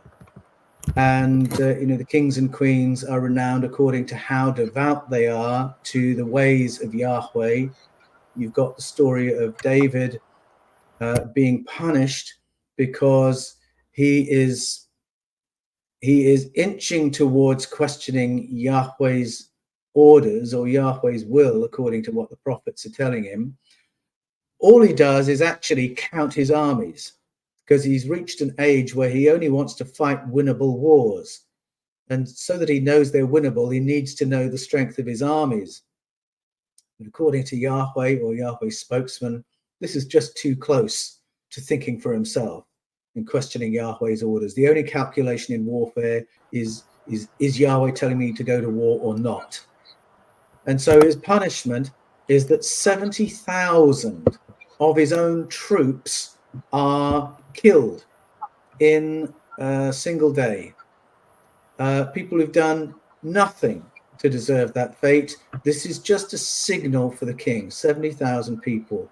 Now, that goes so far beyond atrocities that we've witnessed in recorded human history. If we're thinking about attacks in peacetime, if we're thinking about the age of terror, if we're thinking about the age of war, the world wars, we haven't seen a single assault like that, other than when you get to the end of the Second World War. That's the bracket you have to put Yahweh into. So that's how terrorizing the God figure is. And if your king has to obey unquestioningly, then of course you do as well. It's built into the story of Abraham's near sacrifice of his son Isaac, of course. If Abraham has to be willing to sacrifice his one and only son out of obedience to the powerful one, then why should you think you can think for yourself? It's a totally brutalizing message. And I mean, it gets entrained into people in religion. I mean, there's a verse I would have lost count the number of times I've heard people quote this verse from the scriptures that says, see if I can remember it word for word, trust in Yahweh with all your heart and lean not on your own understanding, but in all your ways defer to him, and he will tell you what to do. That's the verse. Translated, don't think for yourself, just do what you're told, is a message to empower religious structures. and to disempower you. And as I said before, if your God is violent, then you are living in terror. Essentially, you're living in the fear of God in that sense, tiptoeing around, just that you should ever put a foot wrong, offend your God, do the wrong thing, fail to please God. This is such a minimizing and psychologically damaging world to put yourself in. And yet this is the world we create by turning this violent entity into our image of God.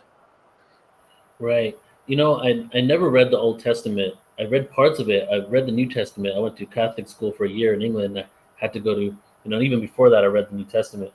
And so I didn't realize until I started reading your books and interviewing you, having you on events, of how brutal the God of the Old Testament is. I did hear that there was a new covenant, and the New Testament is a new covenant, and that new covenant makes God more like generous and compassionate. However, that new covenant is still based on the source material of the old covenant. And so as I'm reading your book and learning from you, I'm realizing this is where the term a healthy fear of God came from, or a God-fearing person, and even blind faith and being okay with Yes. blind faith, right? Because you got to have a healthy fear of God, because read the Old Testament. If you don't, Yeah, and you're you going to be in have to have, trouble. In fact, yeah, I you mean, have to have blind when, faith. Because look at King David's story. Just to finish that up, look at King David's story that you just said. That's the number yes, one thing that came out to me. Have blind faith, because otherwise this could happen to you. yes, that's exactly right. So you got the David story, but when God shows up in the Abraham story, I would argue it's not God. Of course, it is three entities who turn up in the Abraham story, and what are the words? I am the powerful one, the destroyer. Walk in front of me and don't put a foot wrong. And just to prove he really is the powerful one, the destroyer, within a couple of chapters, he's incinerated 2 cities. Now, if that's where we begin forming our view of God, and we say, oh, well, that's God that's talking to Abraham. That's God who says, don't put a foot wrong. That's God who's just incinerated 2 cities because they've displeased him on the basis of laws they don't even know about. Just get your head around that for a moment. What hope do you and I have if that's our God, the one we exist to serve? And when we get into the New Testament and we hear phrases like the kingdom of God, it evokes all that idea. A kingdom is an environment in which the king tells you what's what, and we exist just to serve the king. That's our whole purpose. And I argue, no, if we actually go to the root meanings of the key words in Jesus' teaching, we can find something quite different to that. We can translate it as kingdom, but we might equally translate it as realm. And so when Jesus says the kingdom of heaven is at hand, he's saying the whole cosmic realm is available to you. The principles, the powers, the population of the cosmos available to you to reach out and begin engaging with. But that's a totally different message when you translate it that way. But those are the root meanings. But unfortunately, Christianity has, since its hijacking by the Roman Empire back in the day, built itself on the platform of the Hebrew scriptures, so that there's this violent God and then this nicer Jesus. And Christianity has been trying to square the two messages ever since, and they really just don't go together. No. I'm curious, as you were doing your research, did you ever find any positive stories of Yahweh that were not shifting another powerful one like Asherah and giving Yahweh credit for that? Anything that you looked at and you're like, that's probably Yahweh? Or is it even impossible to even know that at this point? There are no positive stories of Yahweh as an active character, as an entity. But by the time you get to the end of the Hebrew scriptures, there are writers who have an idea of God, God, the cosmic source, God, the ultimate good. And sometimes when they have that idea in mind, they might reach for the name Yahweh because that is their God. But you follow the story from the beginning and you realize that was not what Yahweh was in the beginning. In the beginning, Yahweh was an entity. In the beginning, Yahweh was one of the Elohim. And it's only later that the word might be used in a different way. And what's interesting about that progress is there is no word in the entire Hebrew scriptures that means God in the way you and I would understand. There's no word that means the source of the cosmos, the ultimate good. They don't have a word for that because it wasn't part of primitive Judaism or even Reformed Judaism. It's only when you get to the minor prophets that that more Greek idea of God is beginning to emerge. And then you get to the deuterocanonical books, and you can see the influence of international thought, ideas of God that are a little bit more cosmic, ideas of other kinds of being a little bit more developed, but they're not in those earlier texts. But if you're looking at the actual behavior of an actual entity, no, Yahweh is a typical Elohim in conflict with all the others. Right. And I want to read from your book a couple of points here. And first of all, I feel like, yeah, in your book, I think Mora was speaking with you and talking about how there is no term for omnipresence, omniscient spiritual, no transcendent spiritual entity. So that's very interesting that if that's what God is, some supreme being, there is no actual reference to that. We just have these stories of atrocities for the most part. So okay, we have here a few things. First one, I just want to note. I noticed something in what you said here, and you wrote, for another example, in the Sumerian story, there's a conflict among the sky people over whether the humans should be made male and female, fertile, conscious, and intelligent. Enlil, the senior space commander, says no, we don't want them too much like us. Enki, an older brother, breaks rank and proceeds unilaterally with genetic modification to upgrade the humans. So what I noticed here was that we were already in existence, but we didn't have gender, is what it seems. And the upgrade was to give us gender and to make us fertile. Is that correct? Yes, I think that's right. I think our ancestors were here when they turned up, and then they genetically did some genetic engineering to produce a workforce, and it was a male workforce. It's there in the Sumerian story. It's also there in the Genesis story that you start off with the male. It's also there in the Greek story that you start off with the male. And then it's only later that it's male and female. And it's Enki who decides it should be male and female because he actually likes the humans and he wants them to have a happier experience. This is echoed in the Genesis story where we start off with only the male, and it's decided, no, there should be males and females, just like there are with naturally occurring fertile species, because the humans aren't happy. And they're not going to be happy unless they are a fertile species, able to have relationships, a future, live a more natural life.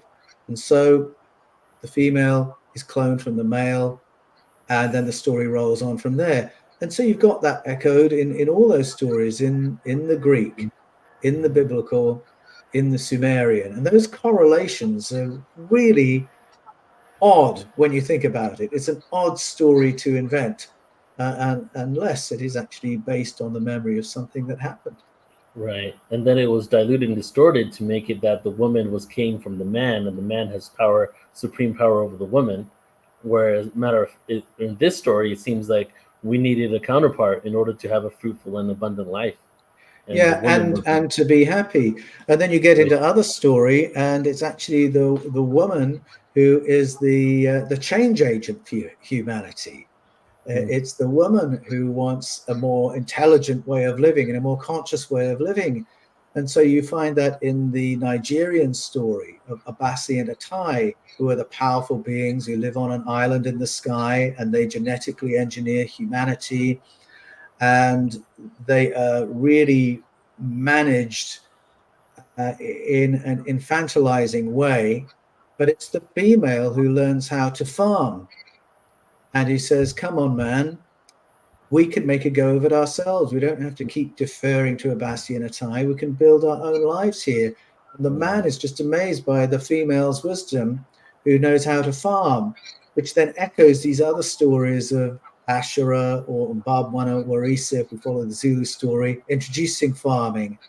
Or it echoes the story of, well, it's sort of repeated in the story of Shamhat and Enkidu. Enkidu, the primitive human, who's a male figure, who is then going to be upgraded by input from the female, who introduces him to sex and introduces him to more sophisticated foods and then prepares him for city living. So the female influence is really, really interesting across these stories, and they are to do with progress. Even in the Bible, though the church has told the story in as opposite a way as possible, it is the female who wants them more conscious and more intelligent, and who does business with the food that's going to upgrade them. Which is another distortion of the Garden of Eden story, the serpent giving the tree of apple of knowledge to the female, right, making that look like demonic, but it's kind of like a mirror of the same story. The female curiosity. It is. And in its current form, it doesn't make a lot of sense that the God character, the Yahweh character, wants human beings so ignorant, so undeveloped, they don't even know they're naked, wants to keep them at an animal level. And it's the serpent who's supposed to be the bad guy, who wants them more intelligent, more conscious, having a better human experience. And of course, it's all tied in with fertility as well. How can it be the bad guy who wants progress and happiness for humanity and the God character who wants them living like animals? It doesn't make sense until you realize it's a retelling of the Enlil and Enki story, and that the serpent is taking the role of Enki and Yahweh is taking the role of Enlil in that particular story. We can do a whole conference just on that story, really, because even like the whole component of the Garden of Eden being a fifth dimensional reality, or a reality where we can only experience specific emotions and frequencies, and the fall from grace, or us leaving that reality, was us going from this utopia that was created for us, supposedly, right, in the Garden of Eden story, to a full range of emotional experience, knowledge, and full range of emotion. And the woman connects to the emotional state. And by the way, it is becoming more and more an acceptable theory within the mainstream of paleontology, of the research into human origins, that our great leap forward in terms of intelligence may have been the result of ingesting different foods, including psychoaffective foods or foods with psychedelic properties. So now we might read that story of the fruit and the upgrade in Genesis with that as our framework, that actually we're being very carefully developed, not just through gene manipulation, but by exposure to foods and drinks that will activate different parts of our brains, something that Plato wrote about. He wrote about what happened to him / Socrates when they drank a drink that had particular fungi in it, a fermented drink with a particular fungus in it that would activate parts of the brain and put the human being into an altered state of consciousness. It's becoming more and more mainstream to say, this is what happened to our ancestors, to switch our imaginations on, to turn us from being, animals with curiosity at the level of a bird or a cat, to being animals that are now going to create a technological society. And then you have to ask, did that really happen by chance? Or were we actually fed these things? Were we actually tutored and helped?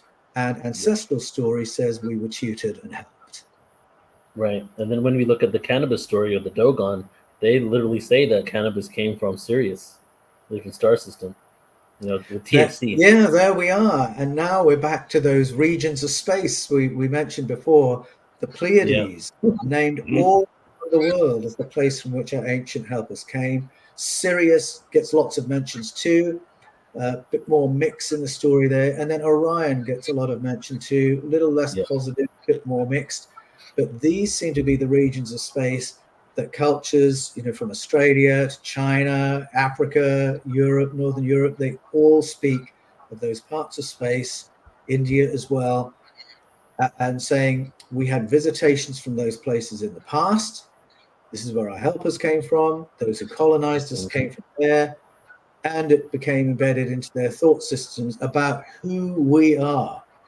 What's our longer story as conscious, intelligent beings? And what is our relationship with the cosmos when we leave this material experience? And the stories go in both directions, but always associating with those regions of space. Right. Could it be that, so we have, all the gods in the Indian, in the ancient Vedic and Hindu scriptures, right? I forget the number. They actually have a number, but hundreds, if not thousands, of gods. We have the three central deities, which is Brahman, Shiva, Vishnu, and then we have the transcendental ultimate deity, which is Brahma, not to be confused with Brahman.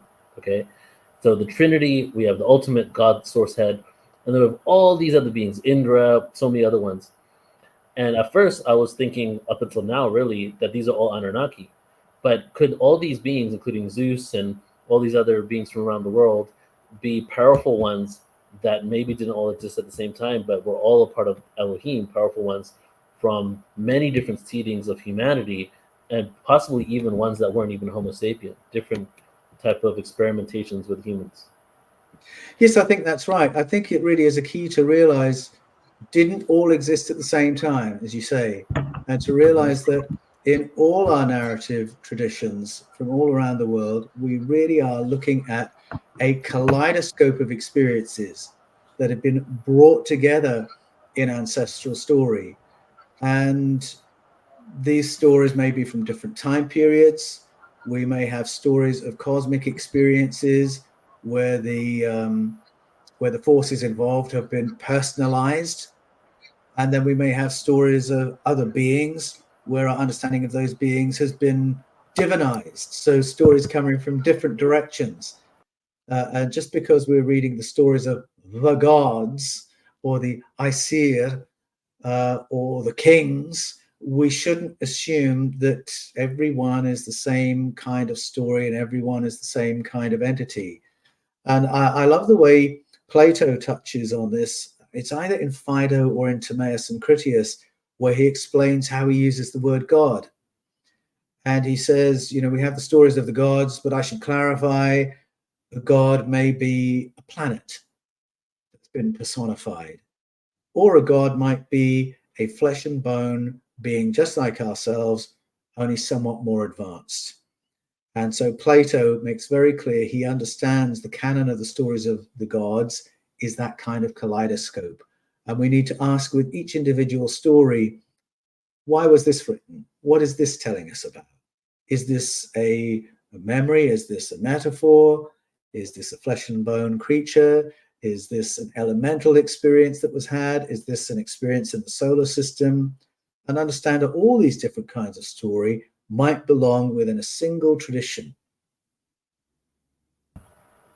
Right. And then on page 44 of your book, you also speak about in Kings 2, we have the scenario where there's separate human colonies governed by the Elohim. So multiple Elohim, powerful ones over a long period of time, but then there seemed to be a group of them that came at the same time. Well, obviously, the two brothers, Enki and Enlil, and that there was some division and disagreements in how to carry out the human experiment, right? And with, I think, who was the geneticist? Was it Enlil? Enki was in charge of the genetic engineering, but with assistance from other beings. I mean, obviously, when we name these individuals, we're always thinking about a team. Yeah. So you've got Enki in the Sumerian story, and then you've got the serpent in the biblical story. You've got Kukumats, Kukulkan, Quetzalcoatl in the Central and South American stories. But essentially, it's the same story we're looking at. It is memories of genetic interventions. Yeah. But what's interesting is the whole Kingu, I think I'm saying it correctly, Qingu, which was a defeated powerful one, and the template of the human alteration modification of our DNA was based off this conquered powerful one, thereby hopefully installing the defeated, the conquered mentality into humanity. And Yes. Billy Carson spoke about this too, saying that there's a worship gene in our DNA. So speak on that just for a little bit. Yes, it's very interesting, that little detail. The context is that our visitors had been working with our ancestors, doing this genetic modification, trying to get a species that was intelligent enough to be a useful workforce, but not so intelligent that we become impossible to manage. The Mayan story in the Popol Vuh is wonderful, where they talk about trying to fine-tune that.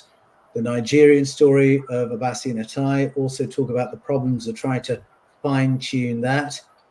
Fine-tuning, I think, is referenced in the Bible as well. When we get to the Kingu story in the Sumerian telling, yes, I think that's what we're being told. They reached a point where they had to go beyond just fiddling with primate genes, and they needed to splice something of their DNA into ours. And so that's in the biblical story where the God figure has to breathe their breath into the human in order for it to become alive. You've got that kind of story, and then the discussion. We don't want to make them too much like one of us. That conversation happens there, happens in other places too, and it's there in the Mayan story where they have to do something to bring in another element, and it's their own element. So we are a fusion of Anunnaki and human. We're a fusion of Elohim and Earthling. And that is the moment we look at with Kingu, who's this Anunnaki who's been defeated. He's going to bring higher capabilities, higher intelligence to the human. But this was a defeated Anunnaki, so we know we can keep on top of them.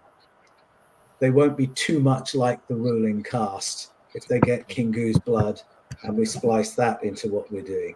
And I think whether that is really a literal story of what they did, of where they got the DNA sample from, or whether it's a symbological way of saying we wanted to upgrade them to here, but not to here. Either way, the effect is the same. Human race, intelligent enough to be a workforce, but not so bright that we can't be manipulated. Right, exactly. All right, so we have about 10 minutes left in this segment here, but honestly, there's too much more to go through. So I just want to let you know what I wanted to do was I have two questions left, and then I wanted to end with talking about Yeshua and dragons, right? Separately, but there might be a connection. So maybe we can do another point, the Yeshua and dragons one, because that's his own thing. I really want to know your connection to Yeshua.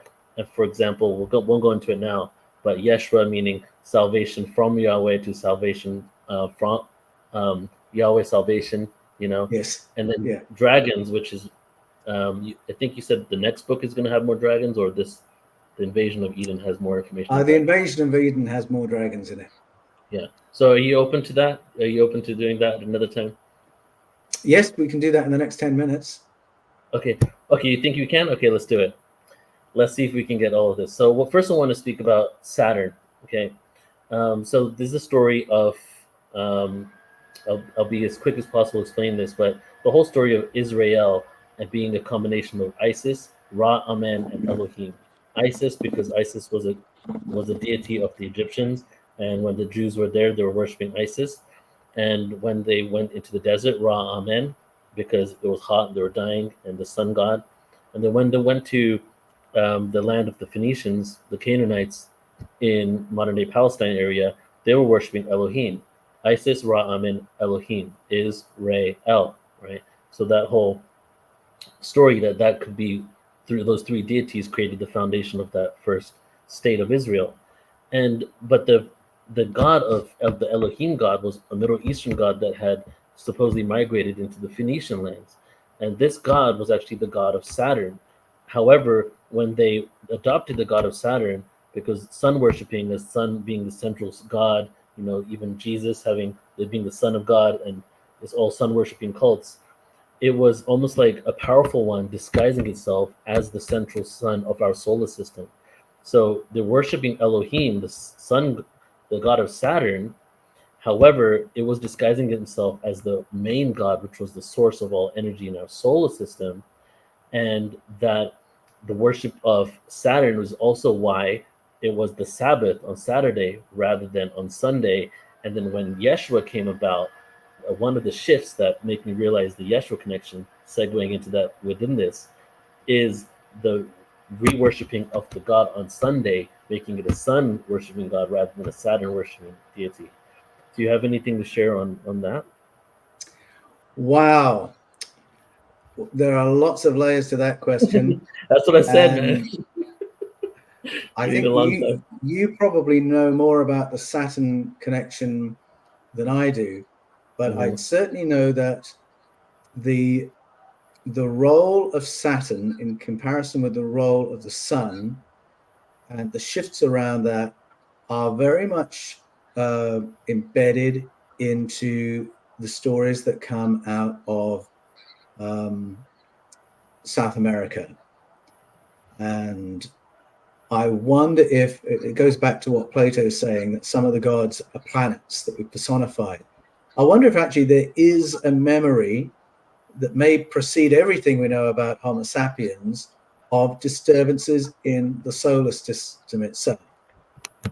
And that there is a story of the impact of the planet Saturn on planet Earth from a time when it was influencing conditions on planet Earth. Now, I haven't researched this, so I don't know how far back in history we're looking before we're looking at that kind of an experience.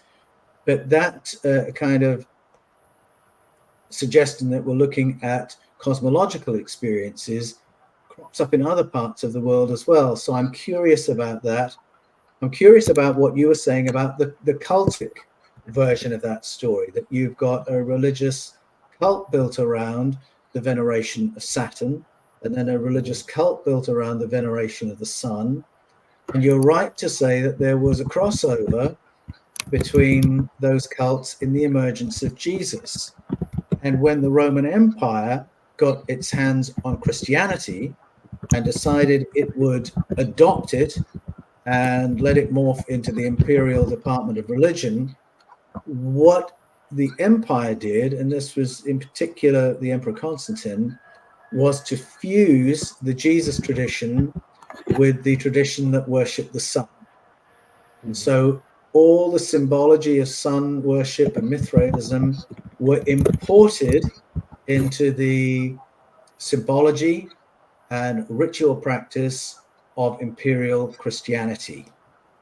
Exactly. So much so that when I was being trained how to say Mass in a Roman Rite Anglican church in the UK, when we would distribute the wafers of Holy Communion, they were embossed with the symbol for the sun from ancient sun worship. When we did a ritual called the benediction, where you've got one of these wafers with the sun embossed into it, you hold it up in this golden monstrance for the people to look at and do their obeisance to. It's actually embedded in a symbol of the sun with all the rays of the sun shining out from it. So even in liturgical practice today, you can see there's been a fusing of the worship of the sun, S-U-N, with the worship of Jesus. And that there's been some kind of a crossover from the Saturn worshipping, Sabbath keeping tradition and the sun worshipping tradition, a whole layer of the Christian story that doesn't generally get told, although it's in my next book in the Eden series. Right. So yes, there is something to probe there. Right. And then when you have the Jesus story of the resurrection, you know, as a lot of people say that he actually didn't die at that time. Some people say it was more like in April. But we have the Jesus story of the resurrection also representing the Christmas time, how the sun looks like it stops at the same angle for the period of the winter solstice, and then it resurrects on the 25th. So even that is a depiction of it. And we also have the, you know, as we know that a lot of pagan holidays were hijacked by Christianity in order to help the conversion process. plus other conspiracies, I'm sure. And Christmas time was Saturnalia. It was the time of hedonism and Saturnalia, the worship of Saturn in Rome, and they switched it out to being Christmas. So many layers to all this, right? Oh, that's exactly right. So yes, the festivals, you're quite right. There is a correlation between Christian festivals and the solstices, which are all tied to sun worship. And then even the adoption of the cross as the central symbol for Christianity was really a Constantinian attempt to import sun worship into Christianity. The cross is really has a longer life than the one that begins with the crucifixion story. The cross was already being used in worship to represent the sun, and even more anciently than that, to represent star beings or beings from the stars. It's also used to represent beings to whom we must defer, beings to whom we must pay tax, beings which we must obey. And all those layers are built into the Christian cross.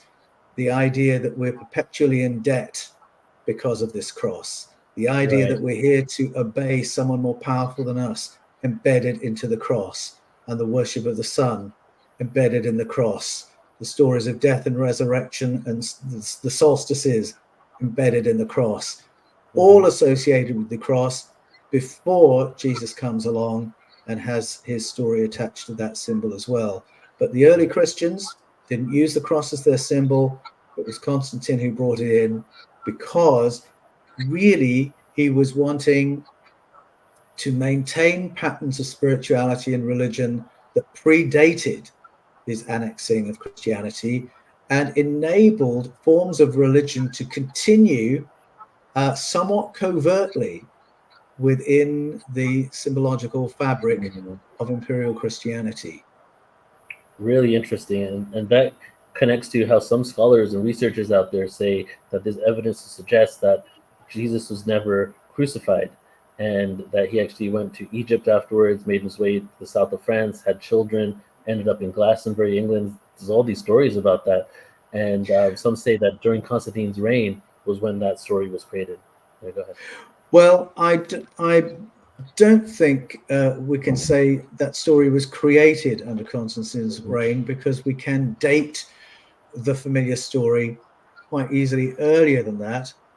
But when you go back to the beginning and look at the kaleidoscope of texts that comprise primitive Christianity, where you've got the canonical texts, but you've also got the Gnostic texts, the pre-canonical texts like the Gospel of Thomas, and you realize that this story of death, resurrection, and ascension was not the only story of what happened to Jesus, and that there were forms of Christianity in which that story didn't figure at all. And so there were great chunks of Christianity in the beginning that would have no problem whatsoever with saying that Jesus had some of the experiences we've heard about, that we're familiar with, and then moved to Egypt, and then moved to France, and then moved to India. They would have seen no conflict at all. But it's only after Christianity has solidified under the empire and pushed those other documents out of what was to become the canon, it was only then that there came this conflict between orthodoxy and the idea that Jesus lived a longer life. But if you look carefully, even within the canonical Gospels, the idea that Jesus lived 33 years, crucified, died, and resurrected is not quite as cut and dried as we think it is. There is a layer of story embedded in the text that suggests another possibility. And it's only the Gospel of John that puts that age on Jesus. Justin Martyr believed Jesus was 50 when he was giving many of his teachings. And as soon as you're reading the Gospel of Philip, the Gospel of Thomas, you realize it's entirely possible that the familiar story is a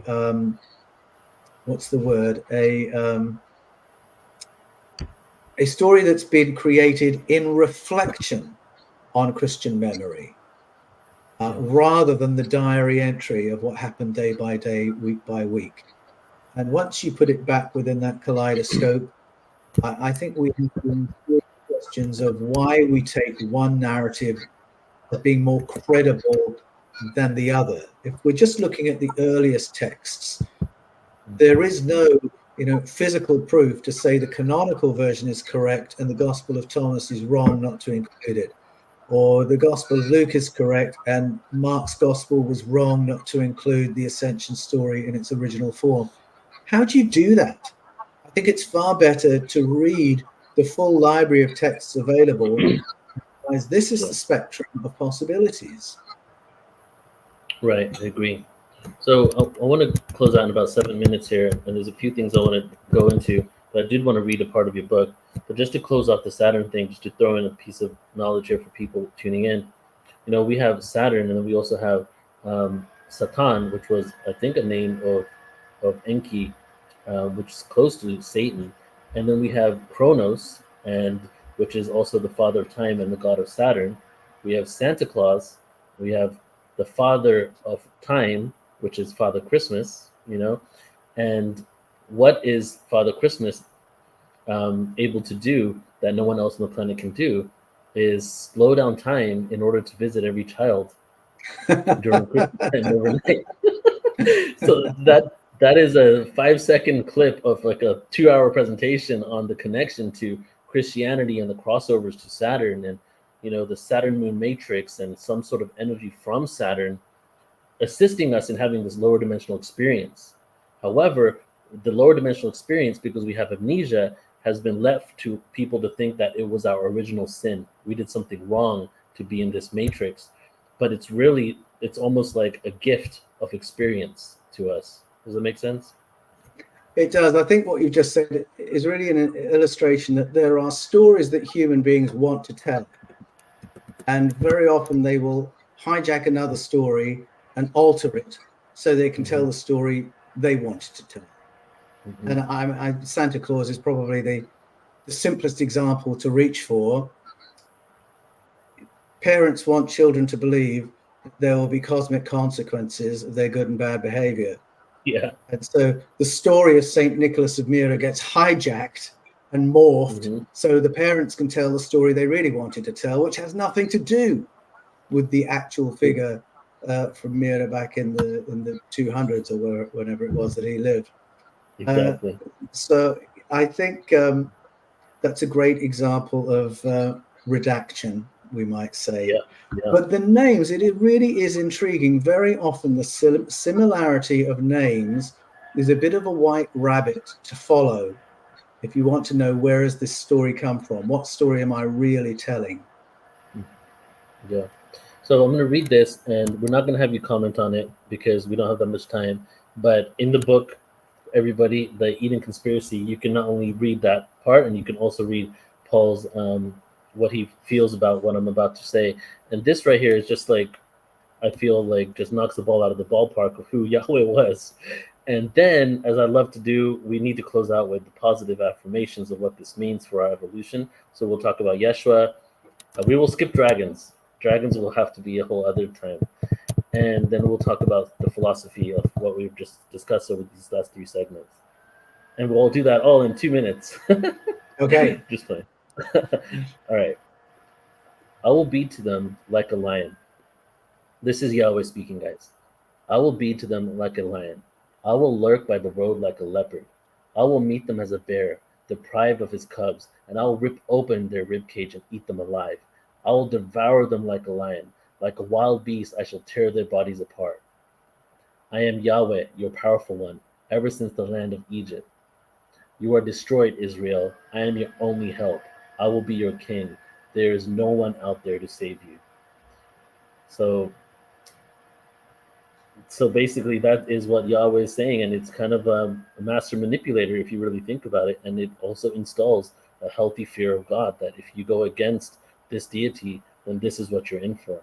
So it's very interesting. So everybody, the information that we're going in over these books, we're done with that. We're going to get into some other things now, but do check out Paul's books and the Eden Conspiracy, but all of them really, and his new one and another one coming out soon.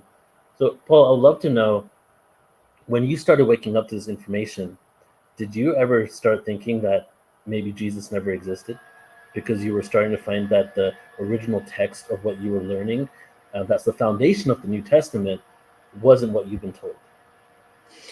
I understand why people question the existence of Jesus. I think the use of tropes in the telling of his story, the lack of contemporary accounts of Jesus, so that's accounts from his lifetime from other sources. It's a total lack. So I see where people are coming from when they say, look, there's just no evidence.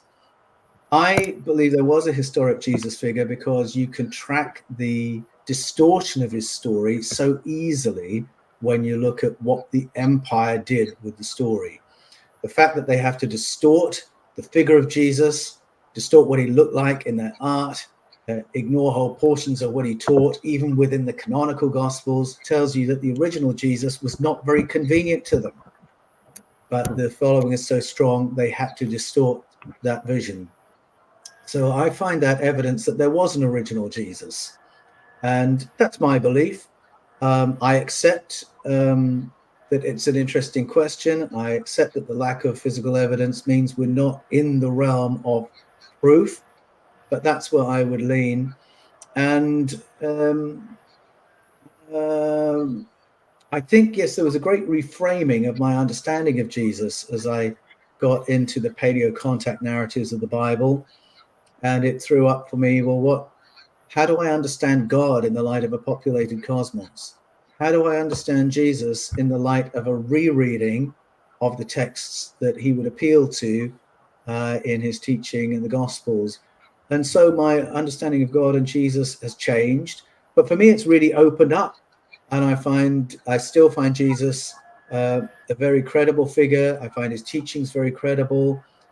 But I'm very interested in getting to the root meaning of the key words. And as I do that, I realize that many of the doctrines the church has built on the Jesus figure are really not embedded in Jesus's original teaching at all, whether you're reading the canonical or the Gnostic texts. Yeah. Again, that's a whole other presentation just to be what kind of stories were added to the Jesus story. And you do share that you were speaking with one of your friends on one of your travels, and I think you're sharing that Yeshua means translates to Christians and conventional Jews as Yahweh's salvation. But you said, well, it could easily have been translated as salvation from Yahweh, which is really profound, a whole new covenant moving away from it. And I'm just going to read this part right here, and I would love for you just to comment on this. Thirdly, Jesus starkly asserted that the Father, served by the devout teachers of the Torah, was not God. In John 8, Jesus addresses a crowd of diehard Yahwists and tells them this: You are of the Father, of the devil, and it is your father's desire to wish to follow. He was a murderer and a liar from the beginning, and never represented the truth, because there is no truth in him. When he speaks a lie, he is speaking in his mother tongue, because he is a liar and the father of lies. But because I speak the truth, you do not believe me. Love for you to go a little deeper. Just share a little bit on that. Well, I mean, exactly. Who's he talking about? He's not talking about Abraham at that point. He's talking about the father of that tradition, the father of those people. He says that his father is unknown to them, that if they loved his father, they would love him also, but that they did not know the father. Elsewhere, we're told no one has ever seen God. When Jesus is talking to his devout Jewish followers, the end of the Gospel of John, it's clear they don't know his father. Show us the father. Jesus is bringing something new. And the father he's teaching about, he identifies with the Greek word theos. He addresses theos as pater, father. Specifically in the Lord's Prayer, it's Father being the one in the heavens. He addresses that God as Abba. Never once does he use the name Yahweh. And there are a number of teachings. There's John 8 as one example, where Jesus distances himself from the Yahweh stories and the Yahweh character and the idea that Yahweh is any kind of father. In his teachings about prayer, he distances himself from the idea that Yahweh is any kind of a father. And Jesus teaches in a cryptic kind of way that his audience would hear what he said, realize he's just said that against us, still be thinking, what did he just say? And so it did take the primitive church some while to process what Jesus had said, but it only took them until Acts 15 before they realized that Christianity was not built on Yahwism. And in Acts 15, the Jerusalem Council decides that faith in Yahweh's law and obedience to Yahweh's laws was not going to be the foundation of Christianity moving forward. Read Colossians 2:14. It's clear that the written code, that means the law, has been cancelled, and that Christianity will be built on the teachings of Jesus moving forwards. So that's the primitive Christianity you can find in the New Testament. And yet you get into early church history, and somehow they decide to import Yahwism back into Christianity and have this violent God reinstalled, despite all the debates from people like Origen, Justin Martyr, Clement of Alexandria, Marcion, saying that's a mistake. And that if we read the Elohim, just to finish, and if we read the Elohim and Yahweh stories as God's stories, we're making a big mistake. We need to read them differently. Right.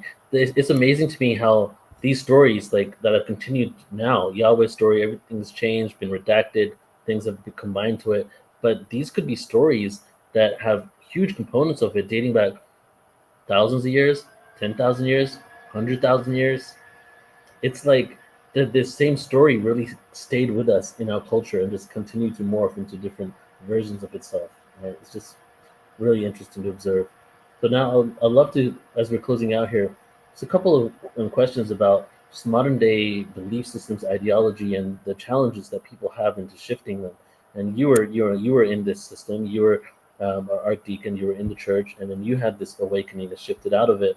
We've had conversations about you talking to your peers and colleagues. Some of them are saying like, go ahead and explore. Some of them aren't.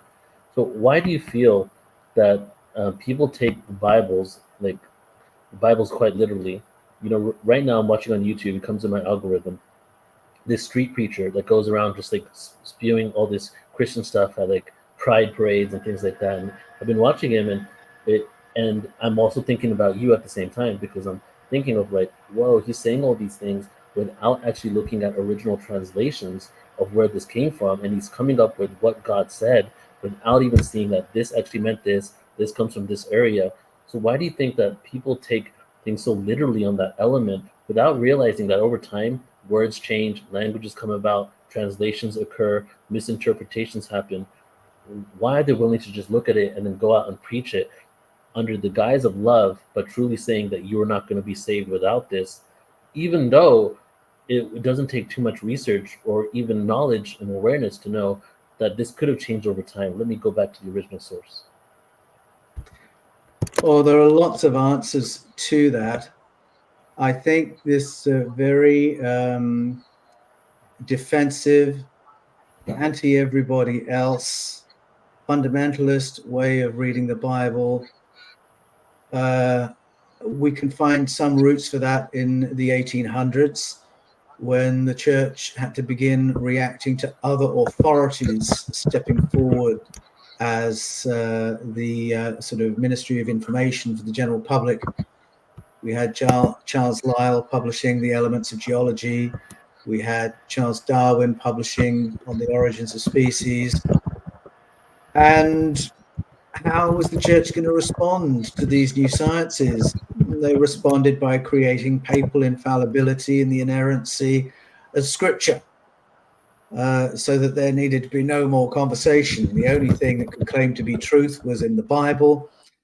And unfortunately, this keyed into doctrines like the doctrine of original sin and total depravity, which in Catholic and Calvinist Christianity basically means that there is no wisdom or knowledge or authority outside of the church, because human beings are depraved. Every aspect of our being, including our minds, is damaged. The only source of truth is revelation from God. This comes through the Scripture, mediated through the church. And so you have cultures within Christianity in which Christians don't have to take seriously any truth claim comes from outside the church. And there are parts of the world where that means any truth claim made outside of their church. And I think that's where you get these uber confident preachers from, who know what they've been taught from the Bible, equate that with the Bible itself, equate that with the Word of God, expect it to run counter to every piece of information they're going to get from anywhere else, suspect anything that comes from a school teacher or a university or a scientist or a doctor. I think that's where that kind of preaching comes from. Yeah. And I think it is, I think it's very sad because it's such a trap. However, it can be escaped from. And I was amazed a couple of years ago to hear the granddaughter of the founding pastor of Westboro Baptist Church talking about her escape from this. Now, Westboro Baptist Church is known for providing preachers to stand outside people's funerals or on the sidewalk when there's a gay pride march, hurling abuse and calling that preaching, promising, the fires of eternal damnation for the non-believer, for the homosexual, so on and so forth, and claiming that they are proclaiming the love of God. She grew up in that church, founded by her grandfather. Her father obviously was a pastor in that church. It was her whole world. Any information outside that church was clearly error or satanic delusion. That was her whole world until she joined Twitter. And she obviously joined Twitter thinking, I'm going to preach the gospel through this medium. What a powerful medium. But she actually met people who were willing to dialogue with her very patiently and who were willing to respond to her by saying, that's very interesting, but the reason I think this is this, and bit by bit she realized there are actually beautiful people outside of my church. There are people who are interested in truth and love and compassion outside of my church, and some of what they're saying is making sense. And after only 12 months of contact with other human beings, she washed her hands of Westboro Baptist Church and left. Wow. That's how little it takes. Actual contact with other people is all it takes.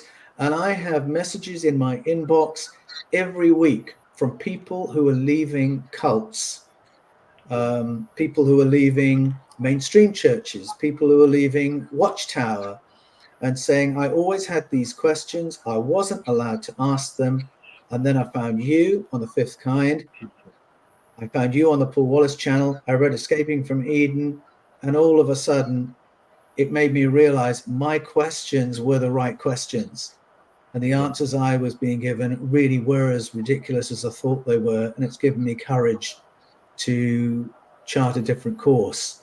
And so there are people all around the world who are coming out of that programming, and it isn't as hard as it first looks. I mean, I have messages almost on a daily basis from people promising me a fiery eternity because I don't believe the same things that they believe, and they think I'm part of some great delusion by publishing the Eden series.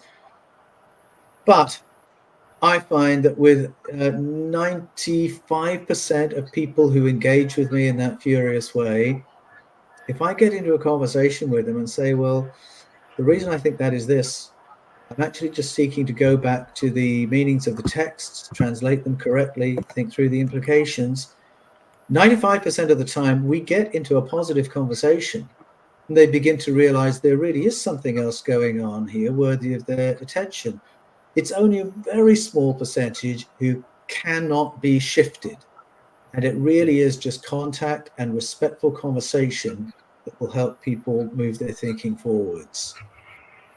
Yeah. When we communicate with each other from non-reaction, from non-emotional triggers, from a place of compassion, and realizing the reason why, ultimately people are even trying to project their belief systems comes from a pure state of wanting to help and save each other. But then we defend to the core this belief system, even if information comes from outside of us that kind of goes against it. And a great example is our politicians. People who still follow politicians after the politician goes back on every promise that they made because they've made that commitment to that.